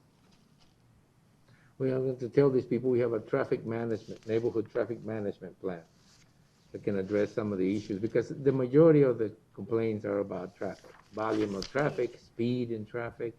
I mean, it's really difficult to see how an area that has that many lots, I mean, they're very small lots. I mean, don't understand the fact that, I mean, it's density, it's high density. I mean, whenever you do a traffic study, you know that every house, regardless of whether it's a 2-acre parcel or a 4,000 square foot parcel, generates a certain amount of traffic. And when you put 200 people in a very small area with a lot of small lots. There's going to be 400 vehicles coming in and out of that area, or whatever number it is. It's just difficult for me to see how people move into an RV area and complain about traffic. But I mean, I can see where that comes from. Surprises me is they're putting an RV in there, because everything on that side of the road is residential. Residential. It's Isn't residential. that subdivision to the north that's going in a residential subdivision? Mr. Chairman, do you remember what the zoning was? There's two. Mr. Chairman, Supervisor Simmons, it was rezoned to R16, low density residential, 6,000 square feet minimum. Yeah, that 6,000 square feet is pretty much a standard size for residential in most cities now. Anything below that is high density. And it has RV parks on the. No, I think, I guess I look at the aerial picture and I see all those little lots and I'm going like, oh, wow. But they look small from from there. I mean, that's heavily dense. That's a heavy, dense place. I mean, there's going to be a lot of traffic coming out of that. But anyway, 43 more lots. It's like the horses left the barn in that area. Anyway, let me open it up to the public. What type of homes will go there? Mr. Chairman, I'm not sure if I No, have an answer to that. we'll ask the I'm applicant. sure the size and development restrictions will be guided through the CCNRs. The Yeah. current zoning district or the RVS zoning district does allow recreational vehicles. It allows manufactured homes, and it allows site-built homes on lots that are at least 6,000 square feet. However, the CCNRs may restrict the development to site-built homes only. All right. Okay, let me open it to the public and see if the applicant's here. I think Calvin's here. Does anybody, do you want to address the board at all, or do you want to just let the process go on? No? I mean, I always say, if you're The here. applicant here? Yeah, the applicant's here. I see Calvin. Maybe you can get up here and answer the question of what kind of development are you looking forward to doing there? Mr. Chairman, fellow supervisors, my name is Craig Colvin with Colvin Engineering. If you're familiar with the 10 East project over on 10E, this is basically identical to what's going on in there. Clarify. Right now, to the north of us, mentioned that there's already the approved 12 East. We had 10 East. This is 12 East, the identical size lots, the identical size homes that are going in there. Pretty much the same house plans that are there. They're smaller homes. It's restricted to site-built, stick-built homes in that subdivision. This, we wanted this to be done at the same time as the other because of circulation, fire circulation, all kinds of things, but just couldn't procure the property in time to make all this happen at once. So that's the only reason we're coming in a little bit late. This allows us to bring the fire access, the routing of the water and circulation and everything. This kind of wraps up all of that. The little corner piece is still up in the air. I don't know what will happen with that. But yeah, and then besides that, the traffic issue, a lot of the problems, again, this is personal view. Scottsdale Drive is a half improved road that goes through there, so it's very narrow. And so it looks narrow and people kind of cut through these neighborhoods. And I think the traffic calming is going to help that. But what we're doing north of us, all the way up to South Frontage Road, and then south down to 34th Place, we're widening the whole street.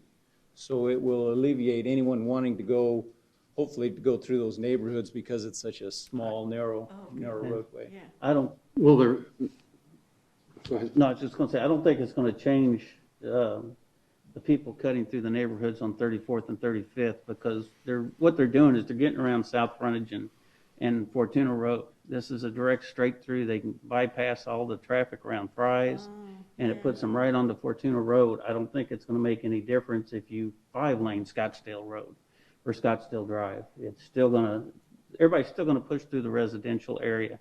And to be honest with you, my recommendation was I was going to recommend no because I've caught so many calls, complaints reference to the traffic. But I'm going to end up probably going to regret it, but I'm going to rely on planning, zone, or developmental services to put these traffic calming measures in place, hopefully before you guys even start. with the Isn't that one of development the of it. streets that they're talking about doing? That's one of the streets. Yeah, that's one of the main streets. Mr. Chairman? Yes, Supervisor McLeod? Mr. Colvin, will there be a roadway on the east side of that? That starts connecting up toward South Frontage Road? Mr. Chairman, Supervisor McLeod, yes, there's existing right-of-way that's already dedicated next to the manufactured home park there, and we're dedicating the other half of that. So yes, we will have a roadway. As far as the 12 East, you may recall that we had the discussion of whether it should go all the way up to South Frontage Road. And that's the long term? That's the long term. The right-of-way doesn't exist through those commercial properties, but we've provided the right-of-way to get through there. Yeah, so this was part of that discussion of getting this Hunter Avenue all the way through there, so. Right, okay, because I didn't see it on, I guess again, that's addressed at the plat stage then, And right? also, 34th Place, we have to develop the other half of the street. That's where it looked real narrow. We're going to develop the other half of the street fronting this property as well. Will you go all the way to Scottsdale Drive? No, not on this one, just mainly because we don't know what this other property is going to be doing there in the corner. Right, so just along the frontage of your property that you're developing. Mr. Chairman? Yes? Mr. Colville? Is this little section going to have sidewalks? Mr. Chairman, Supervisor Pancrezi, I know that came up on a different one. Yes, definitely we'll have some. Okay, good, thank you. All right, any more questions, Mr. Colvin? One of the other question was the time frame. Because this has to go through the process. Again, we have to submit a plat, improvement plans. This will lag behind the other one, probably a year and a half or so. Okay. Just because of the process. And where is the other one we just dealt with? Is Up it above. Just straight above, it's kind of the Straight above, L-shaped, right? large piece above it. They've already started clearing that land. And then that's the commercial property up there, yeah. At the very top. All right. Darren, I'm so sorry. Yeah, the issues are going to be traffic in a highly dense area like that. And, we're gonna have to find the best way possible to try to deal with that. And we already have. In an early item, we set the standard that we can use to go ahead and mitigate some of the issues. But it's not going to, it's going to help, I think. It's going to reduce the speed, but it may not reduce the numbers. No. I think it will help. All right, thank you, Mr. Colvin. I'm gonna close the public hearing and take it back to the board. Take it back to the board for their decision. Do I hear a motion? I know that Mr. Simmons is not gonna make it, so I'll move to approve. Go ahead. Supervisor Porteous is moving to approve. Is there a second? I'll second. There's been a motion and a second to approve the item as recommended, as presented and recommended by the Planning and Zoning Commission staff. Any more discussion on this item? If not, all those in favor of the motion signify by stating aye. Aye. Aye. That was a very reluctant vote. Is there anybody opposed? Yay, nay. Yeah, there's you did it just as a matter of principle. All right, so the next item is, it's 4-1 vote. We just in appreciate you case. getting your cover that you need. Yeah, we appreciate you taking that cover. I voted no. Rezoning, reversion public hearings in accordance with section 404.01, parentheses L or I, parentheses 7 of the Yuma County zoning ordinance. The board will conduct a hearing to grant an extension of time to comply with the schedule of development, determine compliance with the schedule for development, or cause the property to revert to its former zoning classification in the following cases. We have one case, Development Services, rezoning case number 1901, in accordance with the same section of the Yuma County zoning ordinance. There will be an action to grant an extension of time to comply with the schedule of development, or the cause the property to revert to its former planned development zoning classification. This is located at 347 South May Avenue, Yuma, Arizona. Mr. Rubio? Thank you, Chairman Reyes, members of the board. Juan Leal Rubio, Senior Planner. Just FYI, the agent requested that this be reverted, and staff is recommending approval of that. So All right, then, let's not even talk about it. No. I'll do the presentation. Yeah, I I'll do mean, the presentation. if you want to do it, Yeah, I want to I'm hear, concerned. I want to hear Somebody the wants to presentation. get it reverted. Do we need to And go? I have a 1 o'clock and I still want to hear the presentation. I'll be very brief. All right, you got 3 seconds. Parcel 91 is currently zoned RMP conditional because they never met the conditions. This was the layout of the proposed RV park. This is the aerial imagery that shows currently being used for storage. It was approved under a PD. some 9 years ago. Well- Pretty clean, they maintain it. And the applicant is requesting that this be reverted in accordance with the Yuma County's order, or, no, actually, this was a schedule for development. They had 1 year to construct the RV park, which they're not gonna do. And they had up to August 5th to meet the condition, they never did. And you could either extend it or revert it. And the applicant, Is here. case, not the applicant, but the owner, agent is here. the agent is here, so they are okay with the reversion. All right, we open this, is this a public meeting? Yeah. I'm Yes, gonna have a public public hearing on this. I'm gonna open it to receive public comments. Thank you, Mr. Rubio. Does anybody wanna come up and make any public comments on this? Thank you, Mr. Rubio. I'm bringing it back to the board for their decision. I'll entertain a motion. I move that we revert zoning case number 19-01. Is there a second to the reversion? Second. Then motion and second to revert this rezoning case number 1901. Any discussion on this? If no further discussion, all those in favor of the motion, signify by stating aye. Aye. Anybody opposed? The motion carries. Thank you very much. We'll have the next item is discussion regarding legislative issues. This is for county administration, is discussion on possible action regarding the following legislative items. Report to the Board of Supervisors Maggie. regarding proposed bill in the Arizona State Legislature with impact to Yuma County and an update regarding strategy relating to federal legislative priorities. We did see your small report regarding, I think it was, GSC Farms. yeah. Yeah. Farms, the issue with, yes, Farms. Go ahead, Paul, I'm sorry. I'm Paul Melcher, Director of Economic Development and Intergovernmental Affairs. I will be brief because I have another meeting here coming up, but Mr. Chair, No, we're gonna have to keep you here now. Yeah, really, huh? That was a bit. At least for a while. Time's up. What do you mean? They're more important than us, huh? it's for your broadband Go ahead. project. So. Oh, Oh, yeah, it is, yes. All right. Move it. Go for it, go for it. In short, what occurred was, as I reported at the last meeting, we had received notice that the Arizona Department of Water Resources had approved the smaller portion of the water transfer allocation from GSC Farms to Queen Creek. We had put on hold developing a plan of action until we had heard what the Department of the Interior was going to act on. Mojave and La Paz counties went ahead and approved resolutions advocating again for the denial of the request, but also for an environmental impact study versus an assessment. The study is much more rigorous and time-consuming than the assessment is, and much more thorough. So that's what the two counties were advocating for. So since we were part of that group that started on these resolutions, I'm going to be putting something forward for the board's consideration at the October 5th meeting. Thank you. All right, okay. That was a little surprising when, you get the call saying that the director has decided to split the baby in two. I know. Nobody's happy, but, okay.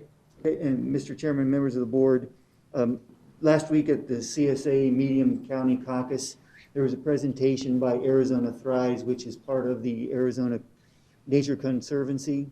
There's additional discussion about increasing the state's renewable energy portion that's required in the law in terms of generation above 15%. Currently, there's been discussion ranging from 15 to 100%, depending on which year they're looking at for a target. I wanted to just remind the board that that meeting in front of the Corporation Commission to discuss that percentage is coming up on September 24th at 9 a.m. Next week. If you hadn't already received that, that was part of your CSA follow-up and packet from last week after the board meeting. So I'll just resend it again this afternoon just to make sure that the board has the links to the meeting. This in particular had a significant impact on Yuma County last time when it increased, because as you might aware, in some of the Dateland Hyder areas, that there was a real push to put renewable energy resources out in those areas. We also had general presentations in 2013 regarding renewable energy incentive districts, and I think that might be helpful moving forward depending on what the action of the Corporation Commission is to bring the board up to speed on what those are and why we established them back then. So, Mr. Chair, that's my update for the day. I'll entertain any questions. Just a comment, are you really going to go to a meeting to deal with that broadband situation? Good. Okay, Thank you. we'll expect the summary next I time. wasn't invoking, yes.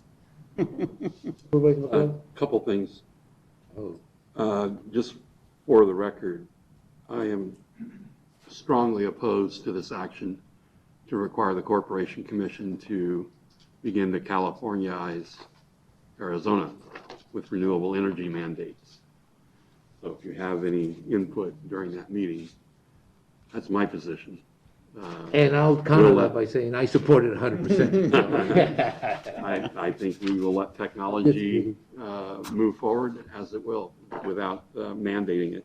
And then, I wasn't clear, Paul, is there a relocation meeting today or not? No, I canceled it and sent out an email update. There were only just a couple items to discuss in terms of fairground. Okay, so it is canceled. It is canceled, Okay, yes. thank you. Any questions, comments, Paul? Thank you, Paul. Looked like it had a go-to-meeting link in there, that's why I was confused. It might have as part of the cancellation, but I did send out a cancellation. All right. The next item in the agenda is event calendar and current events. Board members and county administrator will report and may discuss events attended or to be attended on behalf of the county and may present a brief summary of current events and may update the schedule for future board of supervisors meeting as appropriate. No legal action will be taken.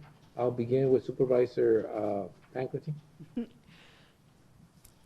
Thank you, Mr. Chair. I attended the Regional Council on Aging, the board meeting, and I have to say those folks who are working with the elderly that are sequestered in their retirement homes are really working hard to do the very best for their clients that they can during the COVID-19, and I commend them for what they're doing. I attended the Agribusiness and Water Council annual meeting, and Sonny Rodriguez was one of the presenters, and he did an excellent job of presenting what he's done for the workers, ag workers in Yuma County to prevent the spread of COVID-19. He did an excellent presentation. I attended the CSA Medium County Caucuses meeting where they discussed the renewable energy, and I attended the CSA board meeting, and then a PM 10 meeting with ADEQ over the phone. So those are my meetings. Okay. Supervisor McClellan. Yeah, I attended the County Supervisors Association Executive Team meeting and then the CSA board meeting following. Attended a White House call regarding the COVID-19 response, and also a GYEDC board meeting. That's all I got. Supervisor Simmons? Several different meetings, Walt Mohawk board meeting. That's about it. Supervisor Porches? I attended the GYDEC meeting virtually, so that was pretty much. All right. Well, now when you say you attended, we have to either assume that you physically went there or had a Zoom meeting. So I had a bunch of Zoom meetings this Yeah, Zoom couple of meetings, weeks. no I kidding. was there on the computer. Yeah. On the computer, right. The Western Counties Committee, I guess, of National Association of Counties held their meeting, and it was pretty interesting, to say the least. A lot of the issues that were brought on there have an impact, but I do remember distinctly that there was a lot of conversation about the fires and the management of forests and those kind of things, and although it seems to be an ugly word sometimes, about climate change. A lot of it had to do with a lot of that stuff, so there was a lot of discussion on that. I also attended via Zoom a meeting of the Immigration Reform Committee for the National Association of Counties, and I find it sort of encouraging that the discussions are now, that are now taking place actually deal with the fact that we're talking about legal immigration, not necessarily illegal immigration. It seems like at the beginning, there was a lot of focus paid to the illegal immigration issue obviously at the cost of the legal immigration issue, which is, look, farmers, growers, they still have a need for a labor force And there really hasn't been much advance in terms of making it easier for them to get the labor force they need, whether it's transient, in other words, coming in and going out. But there was a lot of talk about, hey, let's shift the focus from, just the simple immigration issues. And the chairman, who happens to be, I think, from Florida, had a sort of I don't know, I wouldn't call it a come to Jesus type situation. I mean, it just had what do you call it, epiphany, whatever that's called. He visited Laredo, Texas, and was able to see a lot of, El Paso, excuse me, not Laredo, El Paso, Texas, and was able to see firsthand the situation with the asylum seekers, and it's just a dire situation out there. And I think that when people talk about it, they talk about it in terms of what they read or what they hear. And when you actually go to see the conditions, I mean, you realize that this is a very, very difficult situation that we have at our borders. Anyway, that's pretty much my take on it. I had a meeting of the Western Arizona Council of Governments board scheduled that I think I will need to attend. There's a lot of talk about Head Start and how Head Start's going to deal with this situation with COVID. One last comment, it has to do with the continued restrictions in the border that keep getting extended by another month. Although the economic reports that we get in Yuma County may lead people to believe that the economic impact in Yuma County COVID or those restrictions in the border is not that great, I will tell you right now that is a little bit skewed because of all the assistance that reached a lot of these people back when the government was sending those $1,200 checks and those $600 a week unemployment checks. That is not there anymore. The fact is that the mortgage and the rent, deferral process, it's just a deferral process. Most people are not really catching on to the fact that you're not being given free rent, or you're not being told you're being actually told they can't throw you out. But the fact is that when we get to the end of this process, there will be a lot of people that, instead of 2 months, 6 months past due rent. And that's something that we're trying to highlight to anybody that listens. That's it for me, I think. Go ahead, Susan. You remembered. Thank you. I attended the GYEDC board meeting as well as the CSA County Administrators meeting, the ASIP or Arizona County Insurance Pool board meeting. La Paz County staff and administrator will be here visiting Yuma County to learn about our finance and HR best practices, and that will be tomorrow. And then our ICMA, International City County Management Association Annual Professional Development Conference will be virtual this year, and it starts this afternoon and goes through Saturday, September 26th. So I'll be attending those sessions from my office. That's it. Question, and it has to do with the CSA Annual Legislative Summit. What is the plan? Is it going to be hybrid? It's going to be virtual. So it's going to be totally virtual? Yeah. Okay, there won't be. There'll be some attending. I will probably attend in person. Well, that's what I mean. So it's going to be hybrid? Only a few. That doesn't answer. My understanding is they have very strict restrictions on the number of people that can be physically in that board, in the meeting on the meeting room on the first floor of CSA. So it's pretty much going to be virtual for almost everyone. Where is it taking place now? Except the board members, probably. Pardon me? Where is it taking place? No, it's all virtual. No, I know, but I mean physically. Where are you guys going to be physically if you attend? At the CSA building, huh? At the CSA building? Oh, okay. All right, that's what I didn't realize. A few. A few. Yeah, I know. Basically the LPC members. Yeah. Yeah, I the get it. board members, yeah. Office. All right, is that it? Okay, now, the next step is going to be an executive session. I'm going to close the majority of the items that we have and advise everybody that at the end of that meeting, we won't be making any decisions, that are generally to the public. We will just be going into executive session for real estate issues, some discussions and some direction that will be given to staff. So I'm telling everybody that if you want to stay till the end of the meeting, you're welcome to, but we won't have an open session after that in terms of making decisions, okay? So that's it, okay? Well, so anybody that doesn't have to be here, I need a motion to go into executive session. So moved. I didn't need it that quick, but, it's fine.